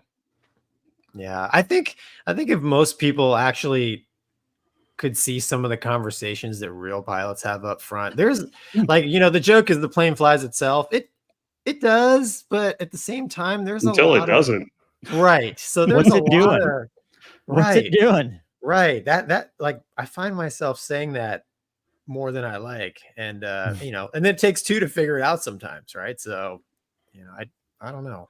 We're definitely it's because they put those dang Control-Alt-Delete buttons so far apart, you can't reach them. Like you need two people. Nathan had said about the pizzas, and then AJS says most can fly themselves already, but they also have a pilot available also. Yeah. Riri says autopilot with person running is one thing, just completely toss out. Don't like the idea. Ethan says if Boeing drone, how long till door plug blows out? Ethan, this is a valid concern. Dude, Boeing's not sure. Boeing is the Gonky of airplanes. No, it's all outdated. They don't go tech. Like it's the same cockpit that their forefathers flew back when people were naturally shorter. I'm a huge Boeing fan. It hurts me to see what's happening. They'll eventually just be military contractors. That's my theory on Boeing. AJS really says, probably. What about semi-automatic aircraft? That makes flying easier for the. That's how it is already. Yeah, it's already how it is. Yeah, janitor's flying us to Phoenix tomorrow. That's for sure. How do we know you three aren't AIs? It's a great question. Don't ask questions you don't want the answer to. That's true. This is all a simulation. Bob Smith says, "Hey, how'd you know Luna was there? I didn't even know." Hey, girl. I love the producer's job. Dirty look she's giving you right now. It's my job to know things. It's not 9 o'clock. Welcome the AI overlords. It's listening now. Better safe than sorry. Yes. Forgive me for what I've said to Siri. Kate Little Wolf says, don't worry, what soulless AI will never replace human authors. AI has no philosophy, no humor, no true creativity, and can't tell the truth or inspire. Sounds like true. But I have seen some AI work. And it's crazy. It's crazy. Like, man, all of Gonky's books were written by AI. No, I have real people who do that, but like I use AI to help make some of the thumbnails. I saw that. Did the CISO 60 do a Mayday? Janitor would like to know. If not, can we call it an emergency? We're looking into it. All right. And then Sully's plane had some autonomous stuff, or rest my case. That was taken out by geese. Well, no, dude. The autonomous stuff decided you don't need this engine and you don't need this engine. Well, so, yeah, hey, a flock of birds went through both. True. Speaking of Turkey. Get it right. Turkey. They bought a crap ton of F-16 Block 70s. And before we move from that picture, Douglas, I wanted to point out that this is the stuff that all F-16 pilots everywhere used to dream about. And our dreams have become a reality. Look how many AMRAAMs are on this thing, dude. That's a lot. All of the AMRAAMs is an 8x2 loadout. Right? Am I mathing right? 4 on this side, 4 on this side, and then 2 M9s. Yep. Yeah. I would love that. I would love that. No, please. They'd be like, mover, don't get shot down because all the AMRAAMs we have from the base are on your jet. Your 4-ship has all of them. So we're out. So you may shoot one per. We're all in on this war. Yeah. Hey, what's the stuff hanging on the cheek? I can't say that without going to jail. No, not. I mean, that's a lightning pod, probably the new lightning, and then it's a targeting pod, and then HTS pod. Oh, okay. Are they tanks up top? What are those? That's the conformal fuel tanks. Yeah. Interesting. So extra gas. Although, yeah. So let's go to the article, Douglas, if we can, sir. If there is an article, because I had an article. This is it. It's just a picture from Mover. It's just a picture from Mover to reminisce. You had an article on the F-16s? Yeah. Look at her lines. All I had was this Twitter. So pretty. How many that they ordered? Let me look. Well, Yeah.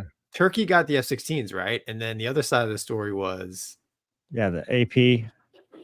yeah, the Greeks got the Right. So F-35, right? So that was the other side of the Czech this. F-35s. Right? Yeah. Did I get that right? yeah, you got it right. You got it right. So the Turkey F-16. So they allow the sale of F-16 to move forward, but meanwhile, here you go. U.S. approved sale of the F-35 F-16s to Greece. I got it, Douglas. We'll talk about I'm the glad check because here. you can hear me clicking trying to find it. Yeah. This really surprises me. I did not think that. I'm surprised that there's a deal between the U.S. and the. No, and so the Turks and the Greeks do not like each other. NATO partners, but they do a lot of the GNC dogfights. And is that MSB Akar? Is that what that says? MSB? Yeah. So this is all happening. $23 billion in F-16 sale to Turkey, along with $8.6 billion sale of F-35s to Greece. So they gave, I guess Turkey's getting their own indigenous F-35-ish thing that we've covered before. Also, Gonky made all of Turkey mad, calling it a little country. It's not a little country. It's very, very. So wait, is that 23 billion F-16s and 2 F-35s based on those? Yes, pretty much. So it's 40 F-16s to modernize 79 of its existing fleets, and then 40 F-35 Fat Amy's. Wow. They wanted to upgrade. There was a thing about what they have, but basically these new Vipers are ESA radar, fully upgraded HTS pods, AMRAMs, AIM-9X. I think it was AIM-120C8. Pretty much everything you ever wanted. Yeah. So yeah, dude, I'm just looking at it going, I want this. Yeah. It's the old meme about, Lord, I see what you're doing for other people, and if you can give that to me. But they didn't stop there on approving the sale. They also, the Czech government, Czechia, gets 24 F-35s, which now that strengthens the European outlook, and NATO, not specifically NATO, but the area, right, in the Russian conflict. How many did they get? 24? Did it say what the year was, the timeline, Doug? For the F-35? Yeah, how long? Because it's not instant. It's a while. 2030. Yeah. None of this stuff is. Yeah. So I've seen a lot of people talk about. Thanks, Doug. I've seen a lot of people talk about all of these orders. It's great for Lockheed Martin. It's great for our economy, right? Because Greenville, now that factory is going to gen up 40, and they're going to need people to test fly. Just saying, I'm here. You buy 2035 mover, you'll be. Yeah, no, but they got to build them now. They got to start now if they're going to get 40 of them. 2035 was the Fat Amy's. This is a lot sooner. I got you. Block 70s, but it still takes a while to build them. I mean, they're not fast. So you got that. It's good for the economy. But in a region now that is becoming a hotspot, dude, I mean, I just thought it was interesting that the Turkish military gets F-16s, and the Greeks are going to get F-35s. Yeah, yeah. I mean, it most definitely has to do with the whole S-400 thing, in my opinion. You think so? Yeah. Still that. Yeah. I don't really think I'd be surprised if their own 5th gen airplane had anything to do with it. I think it's probably, like I said, more from the air defense stuff they bought. But yeah, it surprised me too. I mean, I don't know. You guys have covered it. So it's funny because I've covered a lot of their engagements, either with the Mirage and the Turkish Viper, or the Viper versus Viper. It'll be interesting to see if you start seeing the F-35 versus the F-16. Oh, I'm sure. I'm sure, man. 100%. I mean, it's one of those things where they mix it up, but nobody's like, they're not shooting. You know, it's just a we don't like you. I hate you. I hate you. Mix it up a little bit. The pilots probably don't care. They're like, woo, you know, let's go. Yeah, it's probably a good time. Yeah. I mean, I think a Viper gonna have a good time against the F-35 just for that. Just doing that Yeah. stuff. Yeah, it's not going to be all right. Let's start this at 100 miles away. Yeah. And see what happens. Yeah. But no, real cool. Lots of movement, and it's interesting that they're announcing this like all right after, you know, one after the other. Yeah, the whole, I mean, I've said it 1,000 times, like the whole escalatory, de-escalatory stuff, like it troubles me having young kids, like you know, it's like everybody's gearing up, right? I don't like that. I don't like my spidey senses don't like what I feel and sense going on in the world, whether it's, you know, Ukraine or in Middle East or whatever, man. It just seems, and it's, you know, it has come on just the last couple of years. I mean, it irritates me because like all three of us spent 20 years, you know, in a conflict, and then it seems like, oh, thank goodness that's over. I mean, it didn't end well, but at least it was over. Yeah. And then here we go. You know, it irks me. I'm sorry. What about the European, the Chechnya? You know, I mean, people have said, well, that'll help against the Russians. Well, 2035 is not soon. So by the time that happens, the global landscape's changed. Sure. Yeah. We all need to listen to Rocky's speech at the end when he beats the Russian.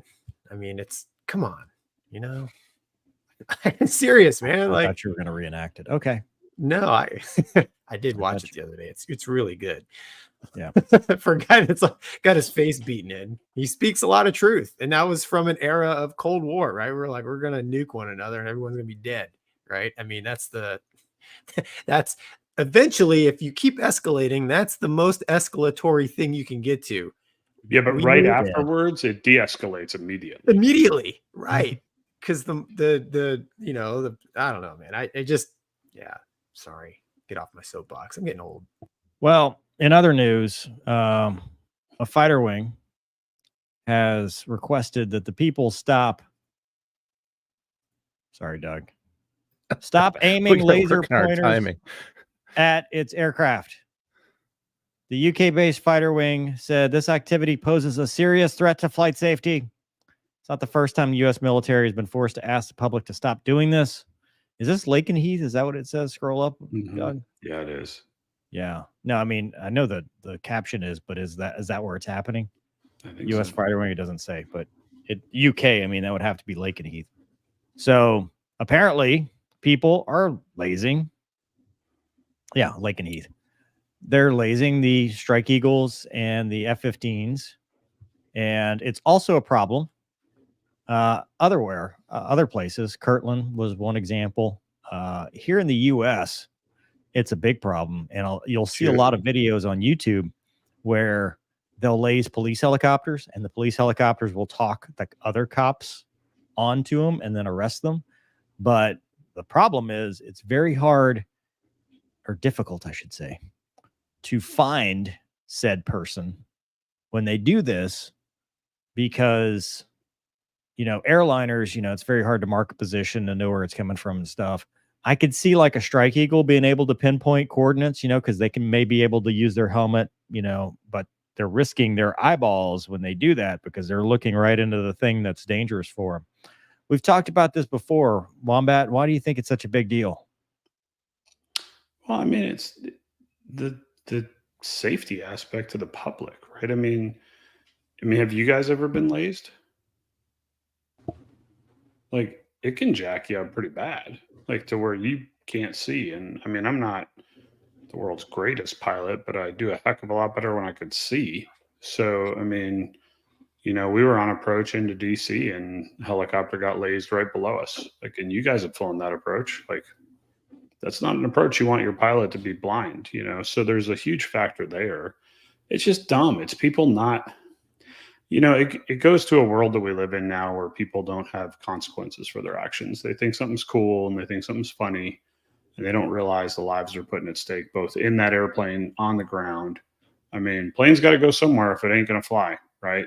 It's, so, and the damage you're doing to the individuals in that flight deck. I mean, I don't care what kind of plane it is, military, civilian. I mean, you could take a guy out or a girl out to where they don't fly ever again, depending on how they get hit with a laser. So my thing is like, what, if you're on the ground with a laser, what is your objective? Yeah. Lasing an airplane. There's only one, and it's not, I mean, I don't know. I agree with Wombat. It's like, man, there's only one reason you're doing this. I mean, it can only lead to bad. Like nothing good can come from this, right? Yeah. You're not like, I like this airline, so I'm going to laze their jet so people see their branding. Like that's not what they're doing this for. No. Like, well, that's my point. Is this a form of terrorism? Potentially. Because I mean, if you go look at some of the protest videos, there's an Apache. Like you can go find this video where they're over protesters and like 1,000 lasers from the crowd. They pointed at it and it lights up little green dots all over it. Man, that's a Really? bold move out of the Apache. Yeah. Because I would imagine the Apache also has a much more powerful laser. Just saying. But that's what I'm saying though. So, especially in a place like UK that has had issues, in certain areas with, I mean, dude, you can shoot an airplane with a laser and you can shoot an airplane with a gun and both can have the same effect, right? I mean, I see what you're saying. Like, are you, the question is, and it goes back to what I'm saying is like, why would you ever shoot your laser at, it's not like, I wonder how far away that airplane is. I'm going to get some laser ranging. No. Where are these people's parents? That's what I want to know. Where are the parents? They're adults. I think they're adults. I mean, these aren't kids doing this. I could still ask where their parents are. That's true. Yeah. Valid. 100%. I mean, I've done some dumb things in my life. Yeah. I've never thought, what would be fun? Yeah. What do you think, Mover? Like, I mean, do you think it's terrible? I am concerned that this is more than just people goofing off. Sometimes you see nefarious intent for what it is. Yeah, I see what you're saying. If it's a cheap way to try, doesn't have to be successful. This might be the next way to use an airliner or aircraft, if you will, as a. I'm not saying it would. I'm just saying it might be a misguided effort to create problems. I mean, what's the defense? Laser eye protection, right? I mean, is that the next step?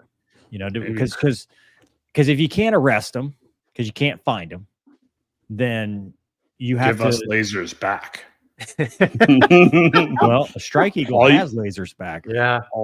All you need to do is laze somebody on the ground until they turn into pink mist, and all of a sudden nobody's lazing airliners anymore. I promise you that. One dude.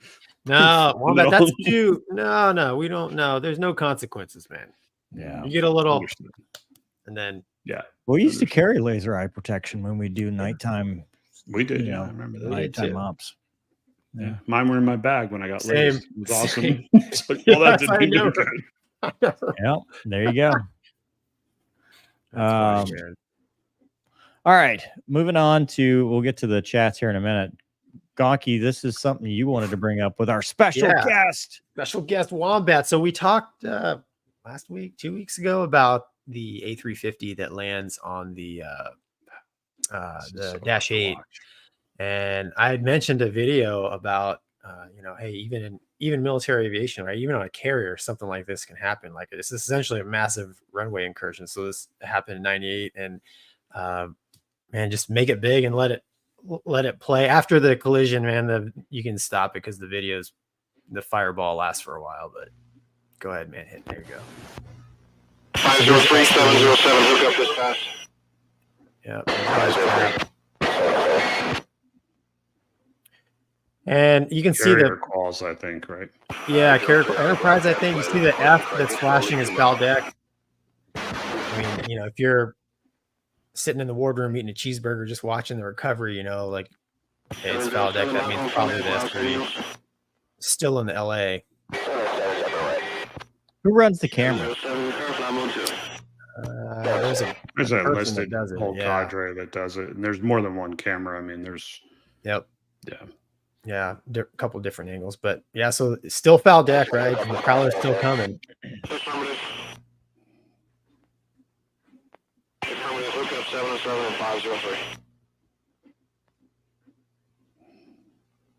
So I mean, ideally, timing wise, you should be out of the LA by now. Roger ball, 27 knots. It's not unheard of to still be a foul deck at this point in the past, though. Right. But not for a plane in the landing area. Right, because you can still wave them off at this point. Yeah. Oh yeah, easy. But you see the flash and F. I mean,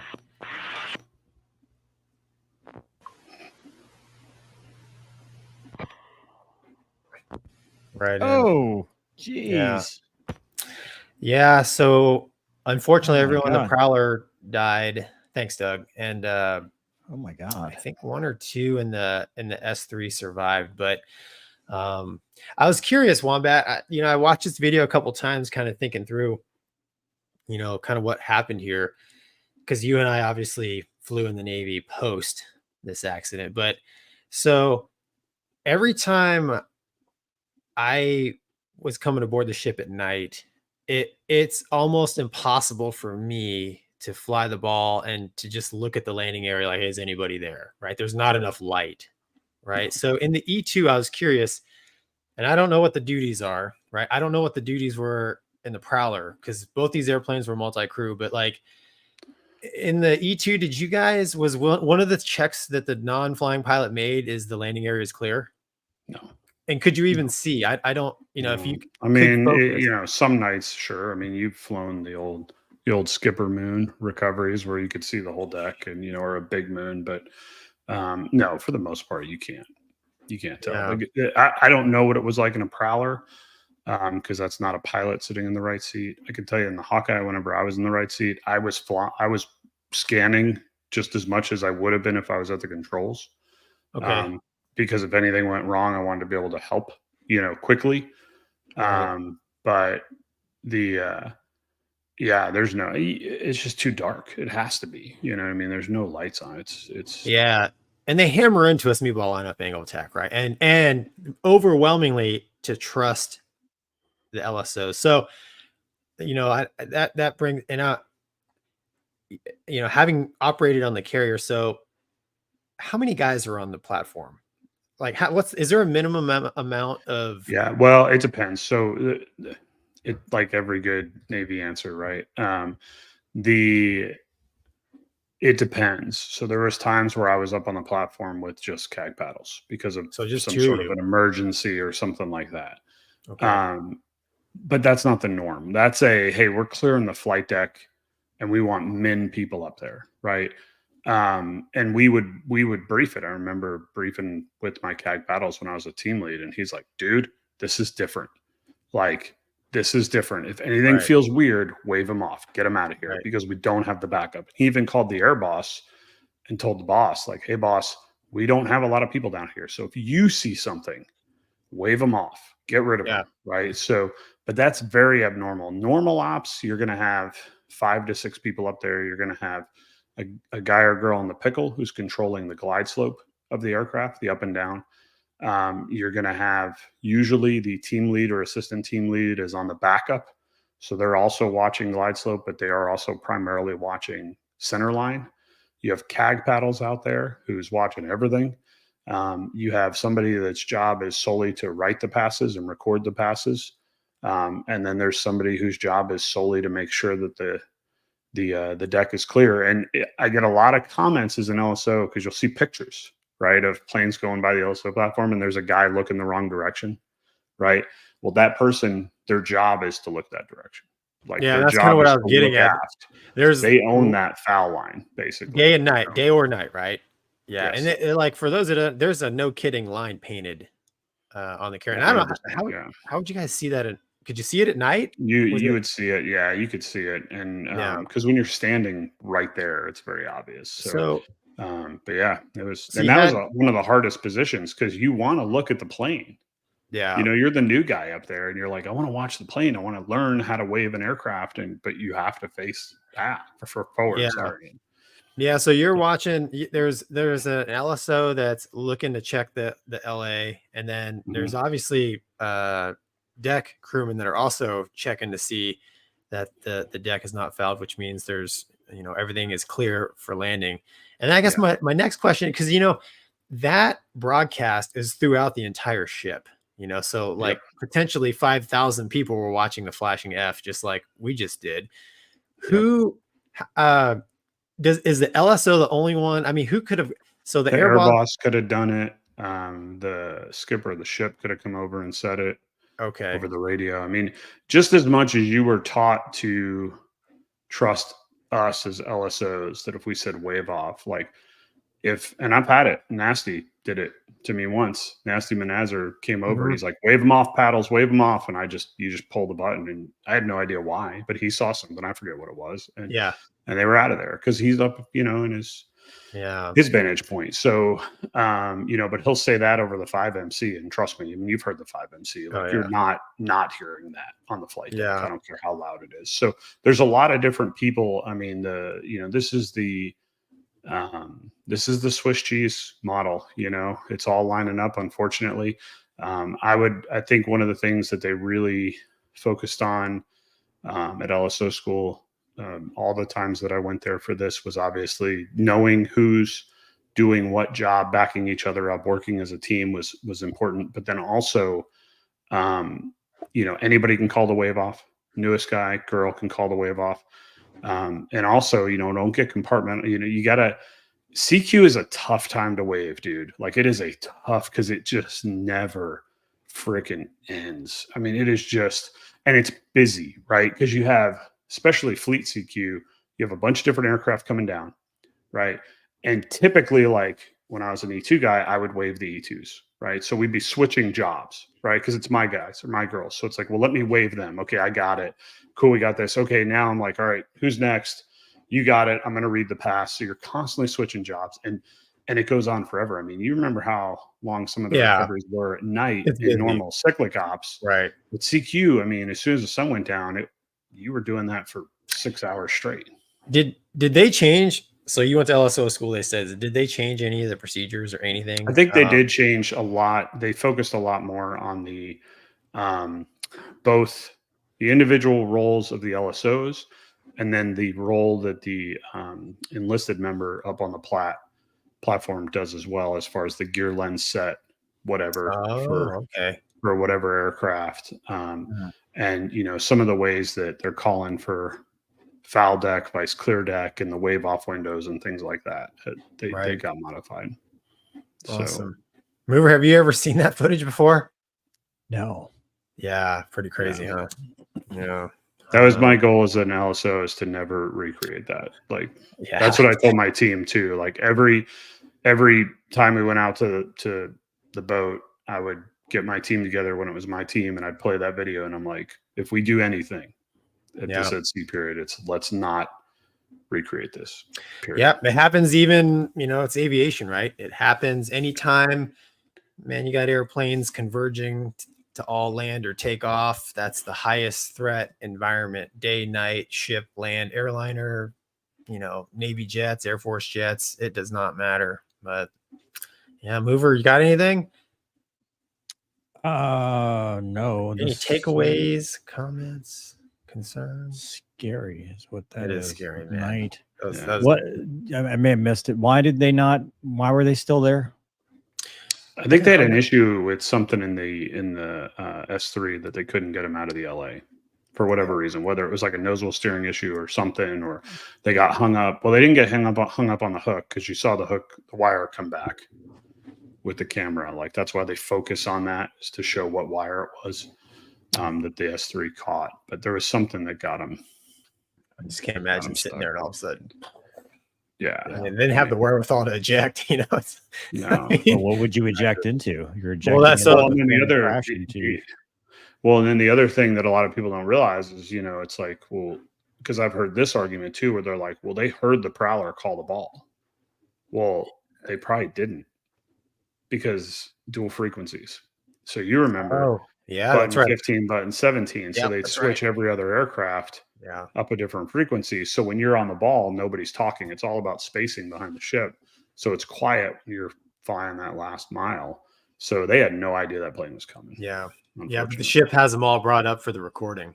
Mhm. Yeah, that's exactly. right. Exactly. That's why Yeah. you hear it. So Yeah, dude, around the mover, like around the, it's strange, man. It's like holy water around the ship, and like there's just certain things like they train you to do, and like they're just like, you just don't deviate. You like, you trust this person with your life, you trust this voice with your life. Like if Air Boss tells you something, you react. Gonky, jump off the ship. I'm jumping. Like you don't, 100%. you don't ask, you don't 100%. question. Like you're taught to just do, and that's like, within like, was it 7 miles of the ship? Oh So- yeah, man. I mean, I remember the scariest thing as an LSO I did in the training command is we had, I think I told you guys this, we had a new student on his first cat shot, pulled the T-45 stick full aft on the cat stroke. Oh, And nice. I mean, he did Cobra. the full Cobra off the end, and somebody on the radio just yelled eject, and I was like, oh, and I thought we were going to see 7 canopies blow of students in the pattern, and Oh, just yeah. everybody, because there was no directive of like who.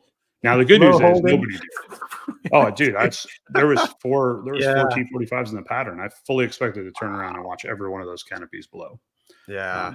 The funny part is nobody ejected, to include the guy that went off the bow and He his survived, rad out got right? with him. He did. He flew away. He had like 12 feet on his rad out and flew Oh, away. wow. Yeah. So- Well, yeah. Sad. Some of those guys didn't make it. Yeah, you just have to learn from it, and I think naval aviation has applied, lessons learned to that. That's all you can, unfortunately, hope for. All right. Cool. Cool. Just to catch up with the audience real quick. Zippers Forever says Turkey was a launch customer for the F-35, bought the S-400, got kicked out of the team. Now Greece is getting the F-35. MW says, hi guys, sorry for the dumb question. When y'all say skipper, what exactly is that position? That's the dude that Gilligan, this is buddy. Commander and top person on the boat. Yes. It's funny because in the Navy it depends, right? Right. Like, because you'd call this commanding officer of your squadron the skipper sometimes. There's squadron Sometimes. skipper. There's boat skipper. Like when I was in the Hornet, I was the skipper of my Hornet because it was just me. Exactly. But you're not the skipper of your house. No, not the Not skipper of even my house. close. No. So basically, the skipper is the top Whoever's in leader charge of whatever you're talking about. of that That's organization. all it is. Also known as commander in the Air Force, right? Am I getting that right? Probably. KMC says, I'm a little late, so forgive me. Have you seen Masters of the Air? No. I saw the You? trailer. I I feel like I'm heard it's got watching a lot Elvis of fly CGI. B-17. Yeah. There's a lot of CGI. Yeah. Cluterus. Hey man, thanks. All the information in the world in their pocket, yet the ignorance to not know, to not laser. Yeah, that's Yeah. true. Garrett says the Czech Garrett. government just bought AH-1Zs, getting all new Oh equipment. wow, Nice. that's awesome. Zippers Forever says U.S. Customs assisted tracking down several laser incidents at LAX in Ontario, and they were all beer drinking adults thinking it was cool. Wow, Stupidity knows no bounds. wow. Hey, Garrett says, why would they not just wave off the Viking? The Viking was on the deck. Yeah, the Viking was. Why on would the they not just wave off the other one then? Well, they should have. I mean, that's ultimately that's what came out of it. It was a foul deck. They should have waved him Yeah. off. And then there's well, I'm about to say there's a wave off window. Like once they Oh, get yeah, at inside some of point, that, once you're inside, especially the Prowler, Prowler, was right? I mean, Yeah, the the window's Charlie like 2 miles Hornet- out. No, the Prowler had some power because remember it has big wings, Oh yeah, right? yeah. So big wings. Like the Hornet was the one that always scared me, right? Because Scared me you too. get those little we never worked together, but your Hornet passes scared me. We talked about him in LSO school. Just kidding. But no, the Hornet was the one you had to really, really watch because if the person got back on the power curve and it was in close. I mean, and I've seen some like 5 wet Super Hornets the same way because they're so heavy. Yep. Prowler wasn't too bad, but everything has a wave off window. Yep. I mean, at some point, it's almost better not to wave them off. Not in this case, But there were times with pitching deck and stuff where we would accept the fact that I knew there was no chance they were going to catch the wires, but they would at least hit the deck and get back airborne. It was worse to try to, because I mean, we've had some long wave offs. I'm sure you've seen that, Gonky, where they miss everything and they just keep coming down ahead of the ship, and then you hope they fly away. So Kate says, work for NAS would be tears, all those lives. Yeah. All right, moving on to Gonky. There was a hard landing for a sky bus. Yeah. Yeah. So this just happened, like, and this kind of surprised me because, I've landed a Hornet hard enough to break the landing gear and have to get towed out of the LA, and that physically hurt me. But it didn't require me to go to the hospital. So this thing, and I'm surprised the airplane is not damaged. It landed so hard that six people ended up going to the hospital for injuries. Is that what it said? Yeah, six passengers and crew, which to me is crazy. I mean, Wombat, have you in the world of Airbus, have you ever heard of such a hard landing? Yeah, well, first of all, let's not talk. I have to fly to Phoenix tomorrow. Like, don't put this on me as like, remember that time Wombat came on and was like, there's no way to hard land an Airbus. And then the next day he bounced one in Phoenix. Like, no, please don't do that. 30. The difference of what you're referring to, I think, is number one, you are strapped into a fighter jet when you hit on a fighter jet that has a very forgiving landing gear. And number two, the moment arm of where you hit. So think of that. All valid. But what I'm getting at is I've had some firm landings in the airline. Same. And not I just can't. But the flight attendants will come up and make fun of me. But like, there's a massive difference between like what we would consider like, man, that was a pretty hard landing, to people having to get carted out. And I'm just curious if you've ever, I've never heard of a scenario like where the airplane was, these guys taxied off, went to the. I mean, I have heard of people getting injured. Not in any of mine. Of course not. Yet, knock on wood. That's it. The FO is flying to Phoenix tomorrow. It's just, if he's watching, he better get a good night's heading sleep. home. Like, how do you get back? No, he's flying us back as well. But I mean, I've had some firm ones initially, and I mean, the kind of running joke is like, well, I never dropped the masks, so it couldn't be that bad, because that was the thing. Like, I guess like MD-88s and stuff, if you hit hard, all the masks would drop, which seems unfortunate. Would you consider 17 knots gusting up to 25? Now, granted, I don't know if that was direct crosswind or what, but would you consider those windy? Blustery? No, I wouldn't. I wouldn't either, man. Not in a big jet like that, but. I mean, dude, when we landed in Keflavik coming in, it was, 30 plus knots. Scroll up again. Go to the hold on. But I mean, you don't know. I mean, this is an article. Like, who knows how accurate those numbers are? All the way to that picture. I don't think that's the airplane. We don't know. That's not a stock photo. Well, hold on. No, I'm just curious now, Wombat. How come that doesn't have the raccoon eyes that yours had? Because it's a different airline. It's not a Neo. I thought just the it is a Neo, but the A350 had the raccoon eyes. Explain the raccoon eyes to me. It's just, I don't know, dude. It's how they come. I don't order. You built these airplanes. Like, what? I don't. Thought you were in charge of Airbus. Do they have a better landing gear for soft? That one looks like it's bent by itself. Look at it. It's bent forward. That's a design bend, mover. It's a feature. Respect the Airbus. I'm the operator in the box, not the guy who designed it. I think we all know that about me. I've never been a systems guy. Okay. The man in the box. No, man, that's I think that looks cooler, but I like that personally.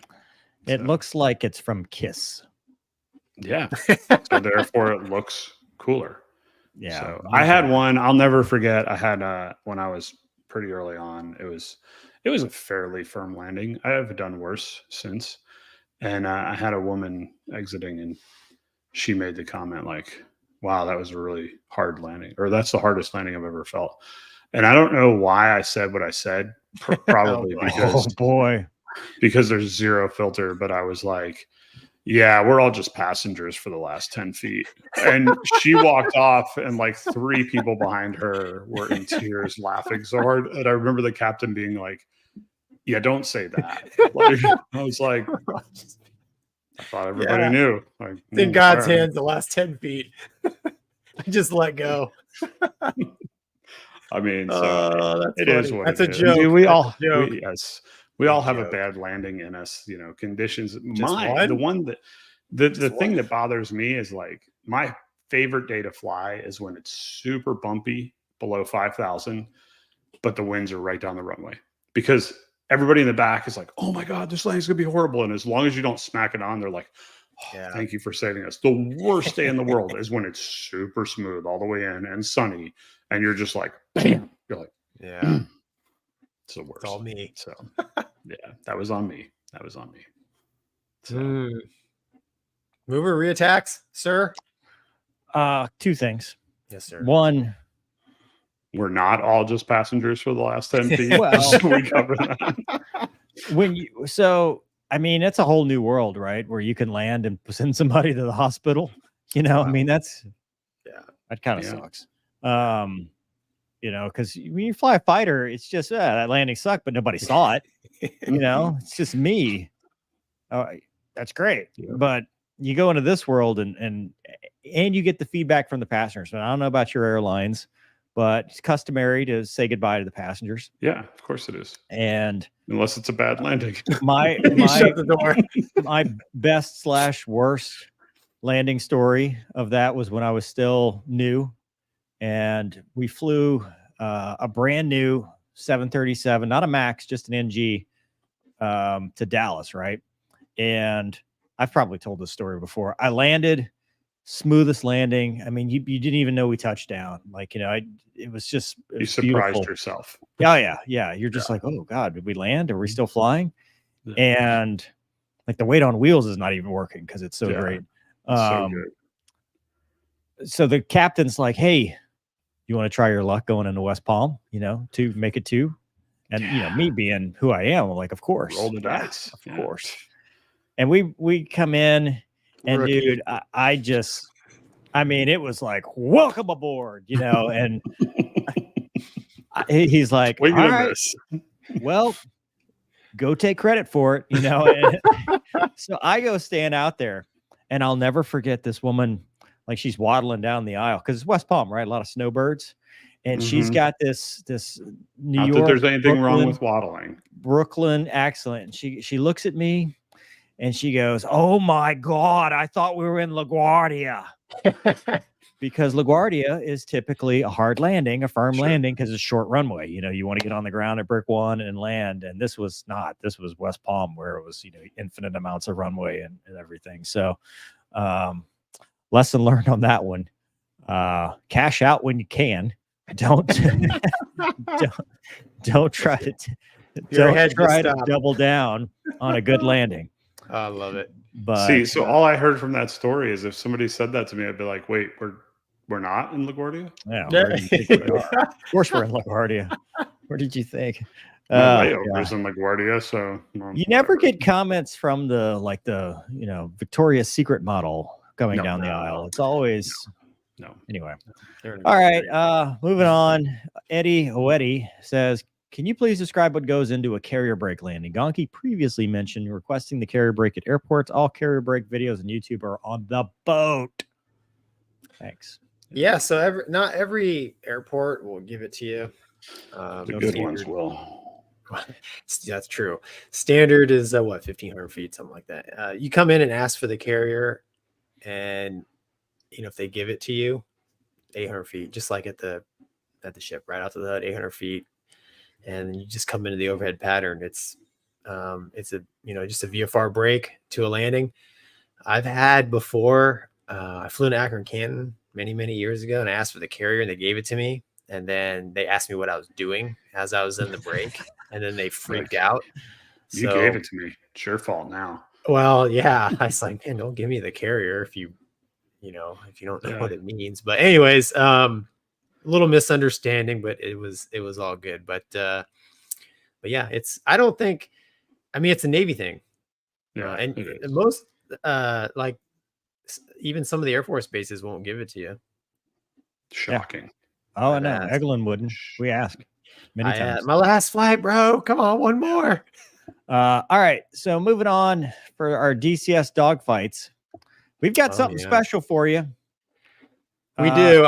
So Mover had this great idea of. I'll give you the credit, Mover. It was your brainchild. I'm not Go sure ahead. how I'm going to. No, you've already started talking. Continue talking. Well, hey, it was basically we did Hornet versus MiG-29. Which why did we only do one set?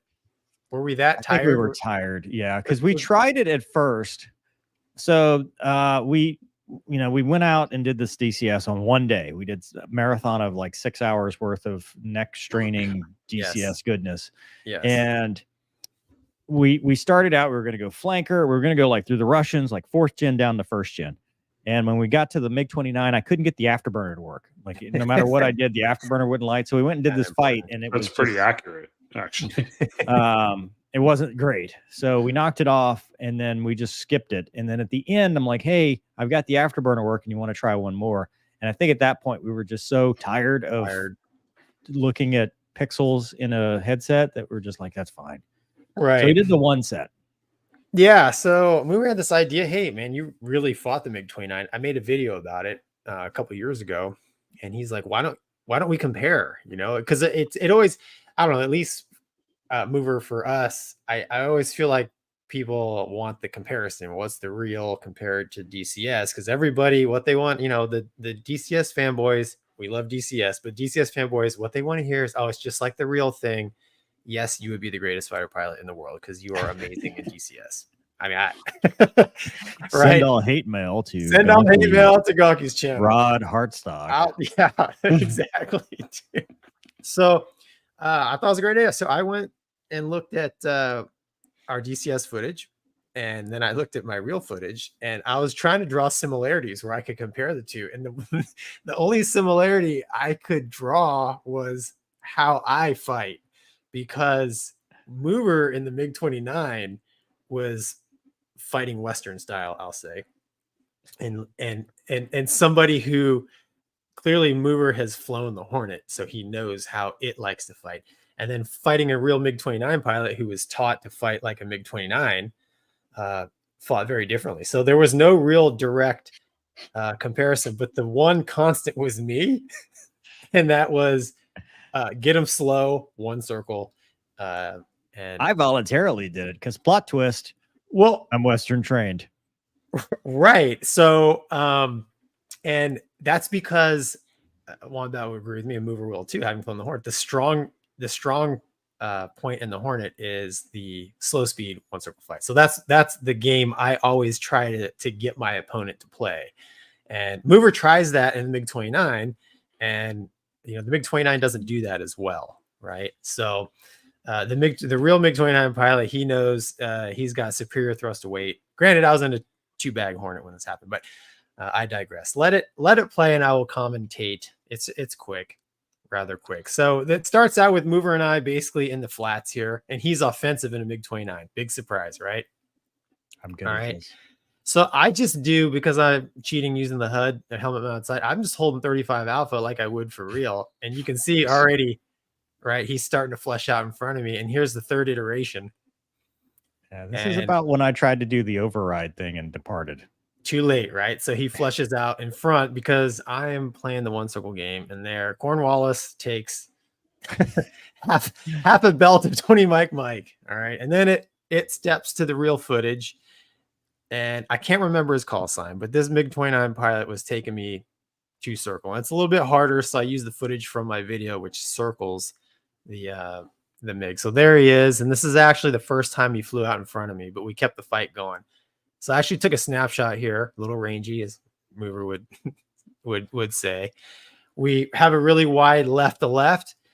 Okay, so he's 2 circle over the shoulder, and then instead of turning across his tail, I give up a bunch of turning room, right, and continue my 1 circle flight. You can see the heavy vapes coming off, and it works out because he's probably doing 9 Gs arcing around, and you can see there he is out in front of me. I did a 90, and then like he did a 270 right around me, but he flew out in front of me, kind of thing. So, yeah, and then there he goes, and that was it. We were a D model and a MiG-29. They run out of gas pretty quick when you put them in. Below the hard deck does not count. I wasn't below the hard deck, but I thought it was just for a minute, just for a second, just to see how it feels. I saw the shot. There was no danger. Do I need to go back? Took it. No, we were way above the hard deck. But you know, I could only do this fight because we were at altitude. You know, if you watch the real video, it plays a little more of it, and because of having 2 bags, the only way energy wise I could even play, you know, execute the game plan I did is because I had altitude to go down, and he would come down with me, which was kind of a mistake, but I didn't tell him that, of course. But I thought, you know, comparing the DCS fighting and the real life stuff, I mean, the pilot definitely makes a difference because it was the same airplane, but you know, 2 different fights. You know, Mover was doing the 1 circle game with me, and it, you know, I don't know, Mover, what do you think? I mean,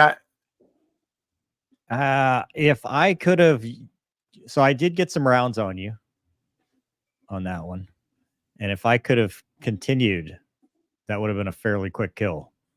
The problem is I can't gun, so you know, once you figured out where your bearing was, you know, did what you had to do. Kind of a high aspect gunshot, but that's what you do. So good on you. Yeah. I always thought so. I fought the MiG-29 a couple times, and the Hornet's big advantage is BVR, and then within visual range, it's a lot like an F-16. It has tremendous power. I mean, it can go up almost any time it wants. Yeah, don't go vertical. But Wombat, what do you got? You guys are awesome. So basically, the bottom line is that as good as you are in DCS is how you would be as a fighter pilot. That's my take on all this. I just heard Wombat is buying a setup for himself. Yeah, no, don't knock it, Wombat, until you try. I tell you what, you'll get in this thing. You'll go into the break and fly into the ground immediately. Dude, trust me. He's a rich airline pilot. Just non-rev your ass down to Pensacola with Gonky and put you in this wings. is where you need to work on your ribbing of your friends.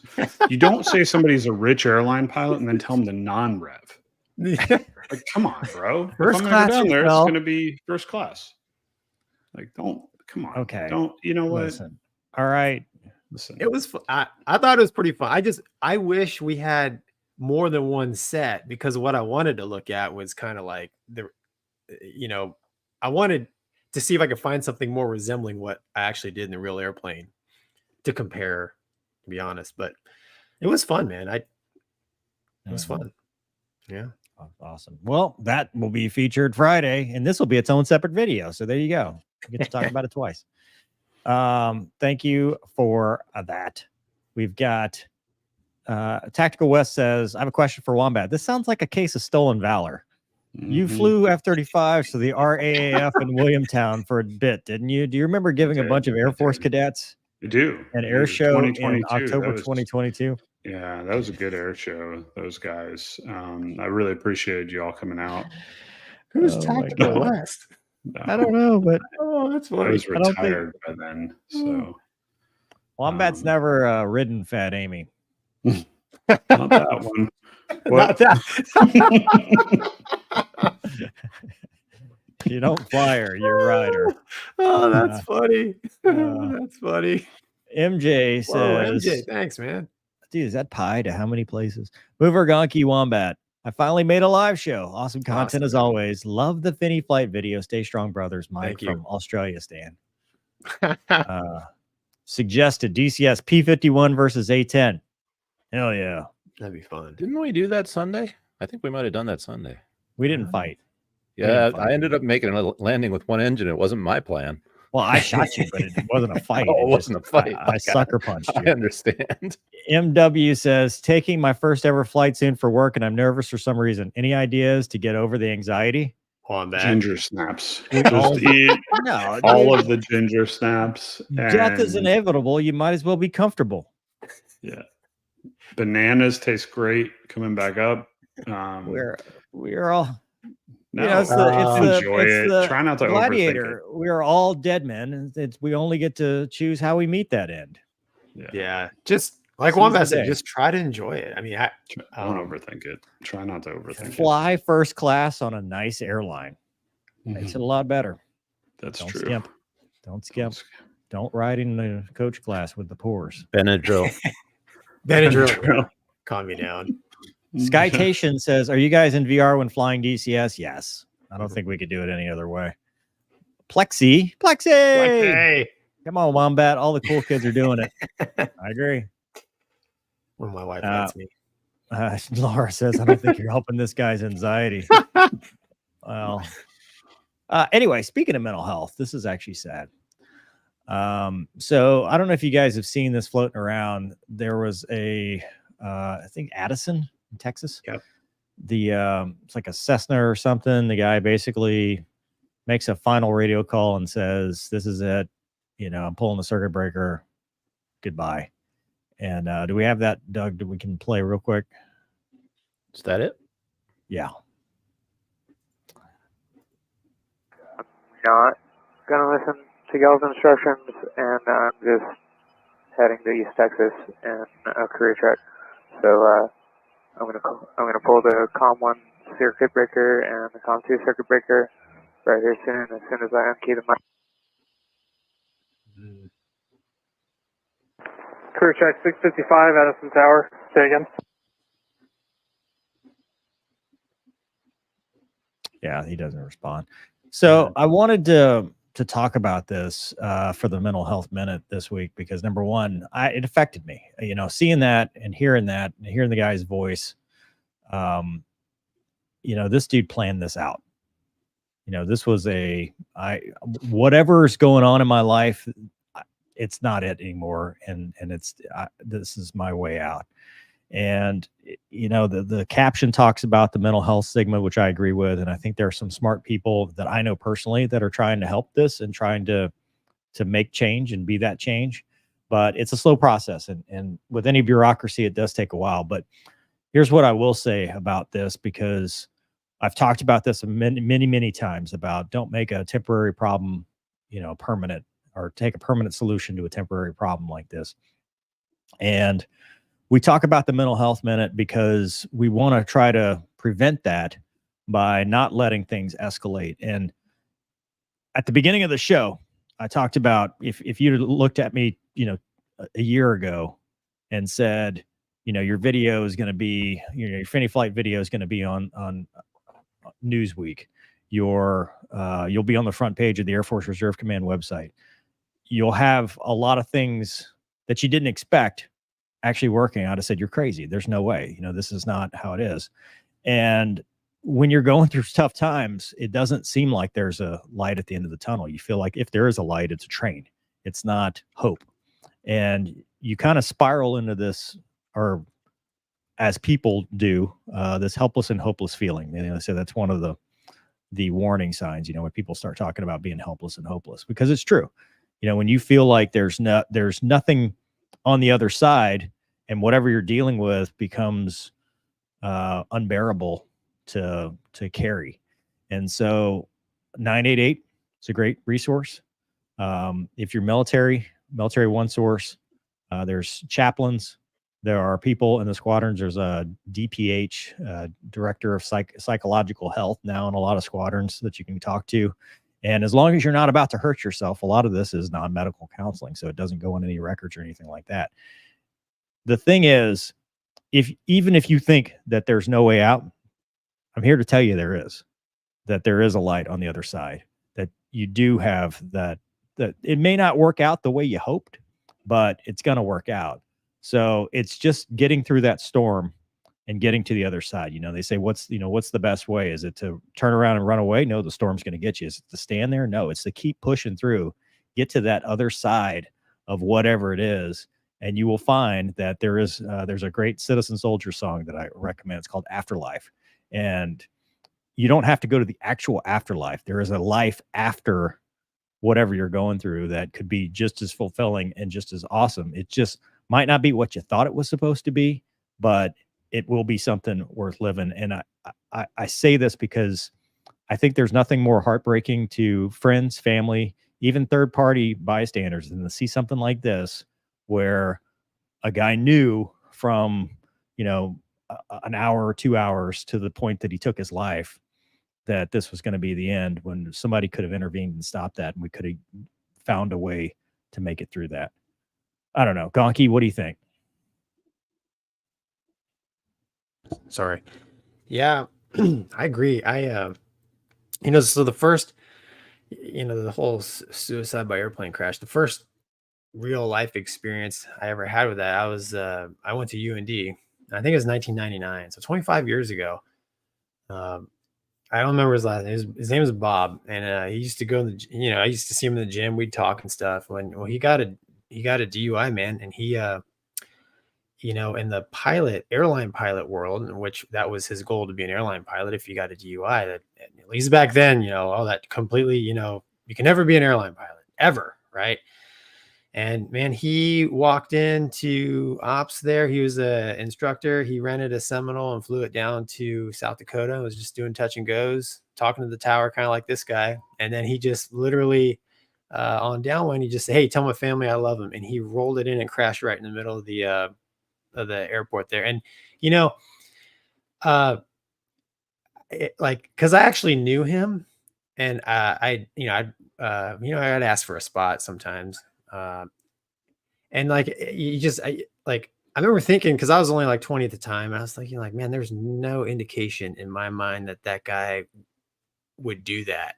He seemed pretty normal to me, cause we would, small talk and stuff.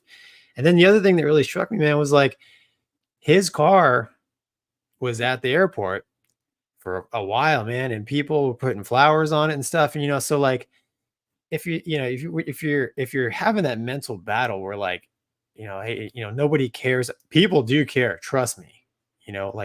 Unfortunately, when if he could have seen everybody who cared, but it's after the fact for him, unfortunately. Right. So people actually do care, they might not always show it, but holy cow, if something that badly is bothering you, and, you take that kind of action that you can't take back, it has widespread effect. I mean, it affected me, because I was, as a 20-year-old guy, I was like, wow, okay, stress can make people who you perceive as strong do bad things, right? So, like Mover always says, don't hold that stuff inside, right? Something happens, and the real tragedy of it is, you were sitting here listening to this guy take his life, and relating it to my own experience that I just shared was, dude, 25 years ago. Like, I don't even think Bob was 25.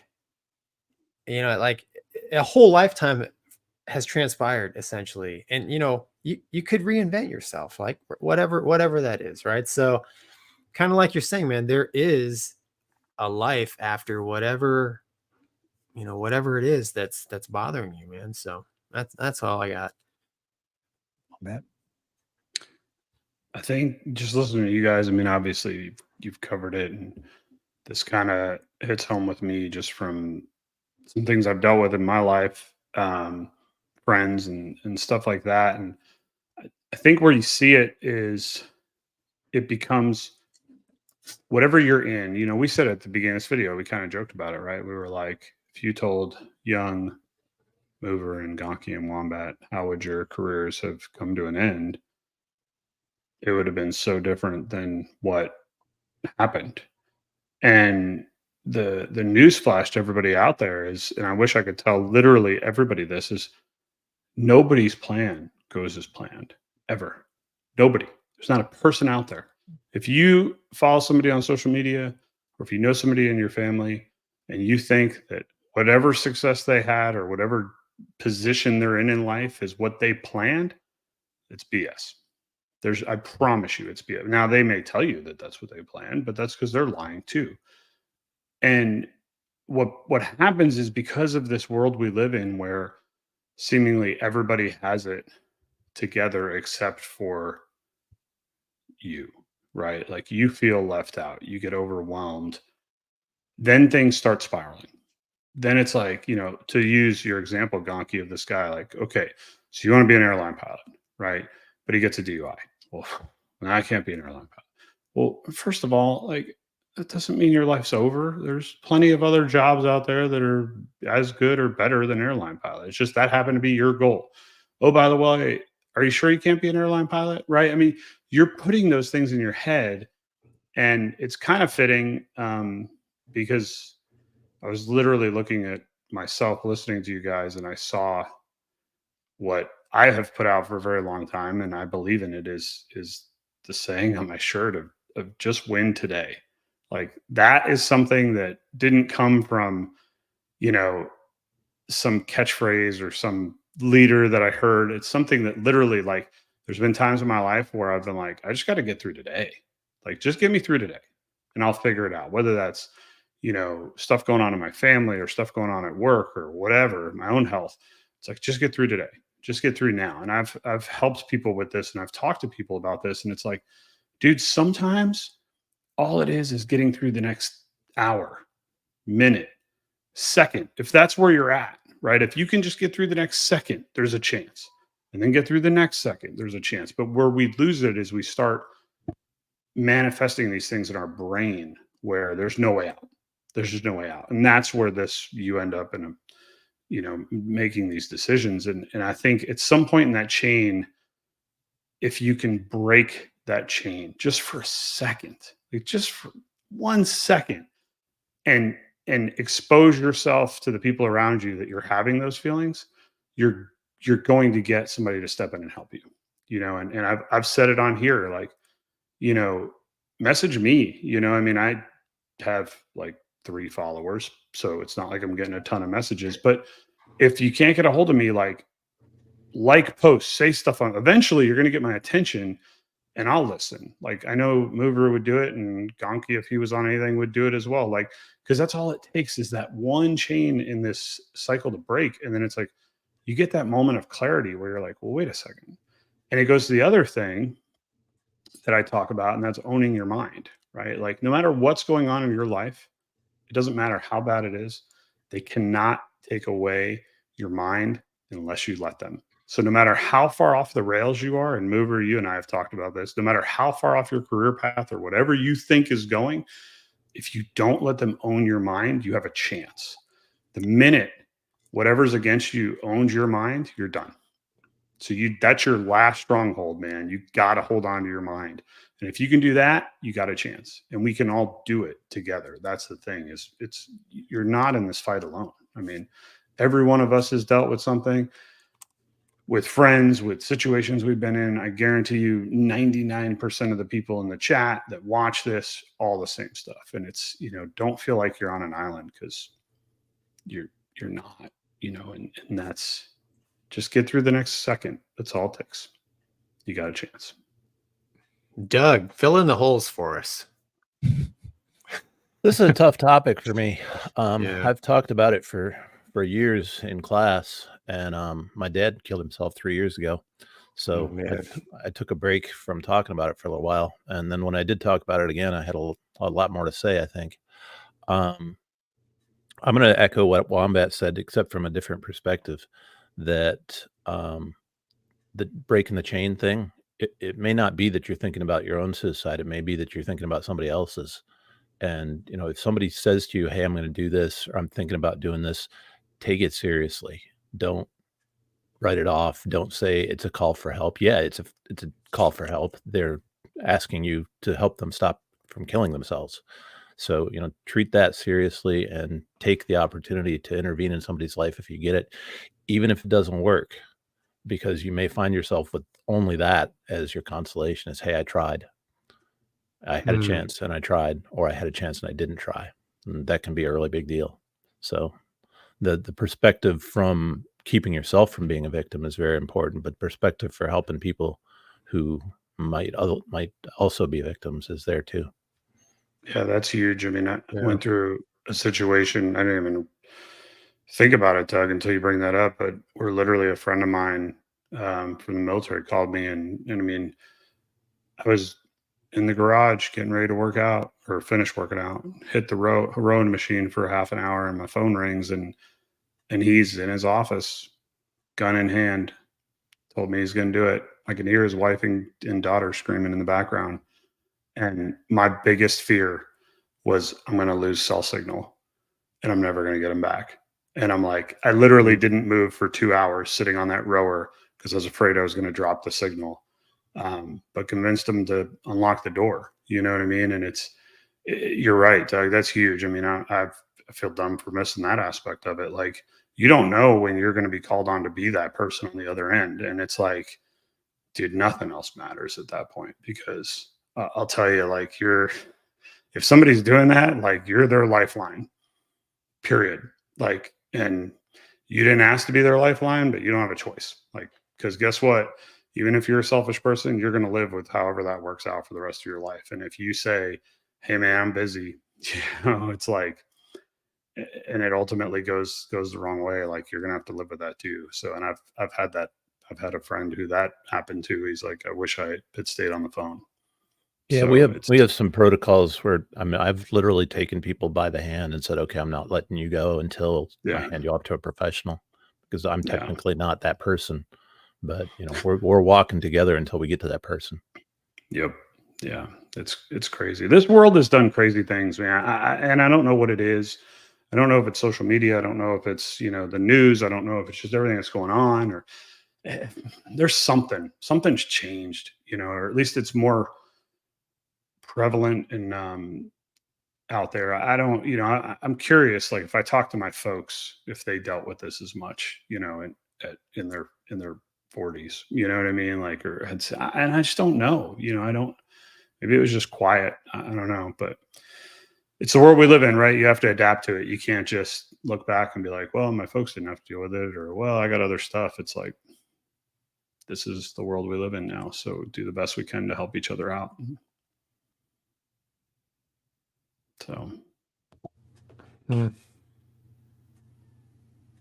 that's all I got. All right. Well, we got some comments from the audience. JB Smoke says, good mental health minute. Tough times are transient. If you're willing to dig yourself out, you will need help. Accept it. Riri says, I don't think enough emphasis is placed on living through your emotions until you get past that emotion, whatever that emotion is, good and bad. There's always something next. Mm-hmm. Well, you have to be willing to accept that it may not be what you thought. And I think that acceptance is the ultimate way to move past it and understand that, you know, you're not what other people thought. You're not what, you know, you originally thought. You're in a unique situation.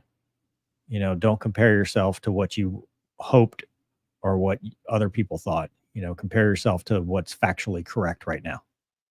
And, you know, that's hard to do, but that's what's needed. Zena says, it's funny when you were on your last string, corny epithets. Douglas, what's this word? Epithets? Yep, that's it. Epithets. Or saying you say to yourself, but then you look back and then say, wow, that actually worked. Make them tell you no. Zippers Forever said, ask for help and be there when they need help. I've done both. We'll never fly again, but life is better now than it has ever been. It comes with the best dog in the world. Sorry, Luna. Plexi says, as someone who has lost a close friend and from suicide, I second what Doug said. Always takes it seriously if someone's going through something and it makes any kind of comment about ending it. Obviously, you know, I spent a lot of time dealing with this stuff. I have been in situations where somebody was threatening to take their life. I've been in situations where they just took their life. I've been in situations where they took their life and somebody else's life. I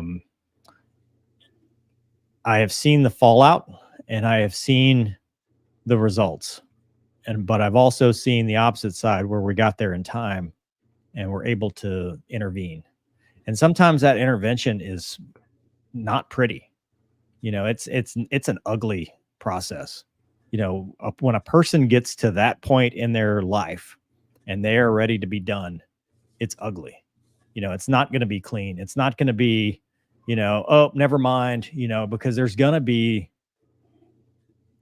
the intervention is going to be a complicated thing, but the other side of that intervention means a life again.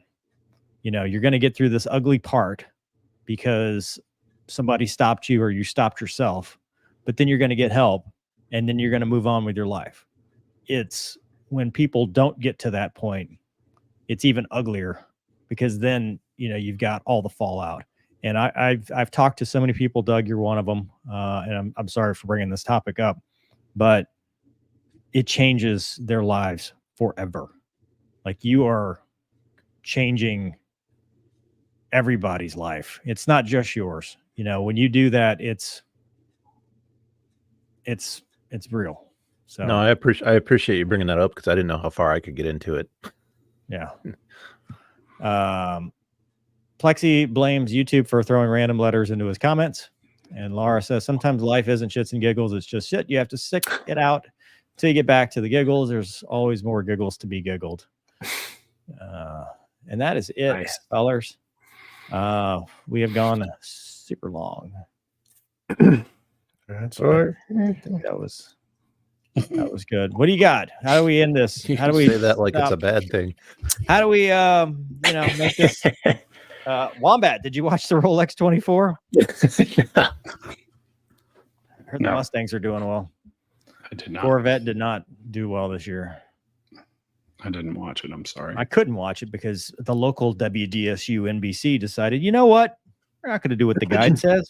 We're going to show a nature show. No. I angry tweeted them, but they didn't respond. Shocking. I guess I don't have enough followers yet to be taken seriously. I certainly don't then. So Ross Rose says, been a while since I've been able to make it live. Glad I was able to be here to listen to Mental Health Minute tonight. Very important topic, and thank you for talking about it all. You're welcome. Has Luna been here? No, she's in bed. She's gone. She's got to get her teeth cleaned. I had to feed her second supper because I know well, you know why I had to feed her second supper? Sounds delicious. It does sound good. Here's the thing. So she's been manipulating me a lot lately, and I've broken up her little food packet to 3 a day, breakfast, lunch, and dinner. But she has managed to scheme her way into breakfast is when we wake up at like 5:30 or 6, and then lunch is at 10:30, and then dinner is at noon. So today she has to fast because she's getting her teeth cleaned tomorrow. So I gave her a second supper because I know that she's probably going to be super mad in the morning when she gets no breakfast. So I was trying to like preempt this before she poops in my shoes because she's not getting breakfast in the morning. This is a long way of saying you're the XO of your ship also. I am in the Lunamobile. God rest its soul. I am second in command. And Gary says, great show as always. Hey, Gary. Thanks, man. And Gonky Car Bomb says hi. Oh, hey. Tell him I said hello. What does that mean? Car Bomb. He was one of the guys in the Argos. That's a Navy call sign? I wonder if it's the same car bomb that was in the Warhawks with me.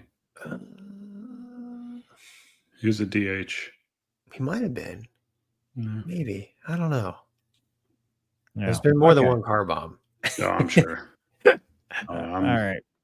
Parting shots. Wombat. Thanks for having me. As always. Man. Thanks for coming, dude. Appreciate it. Gonky. The bromance is alive, man. Yeah. Besties. Best friends forever. And Douglas. I'm still getting over being told we weren't fighting. It's like telling somebody we'll be racing when I say we're racing. I like you were driving straight ahead. What are you talking about? You were already returning because you were dearming or whatever. I got I a little bit of 50 cal right into that left engine to make it you needed a log a counter for a single engine approach. That worked out.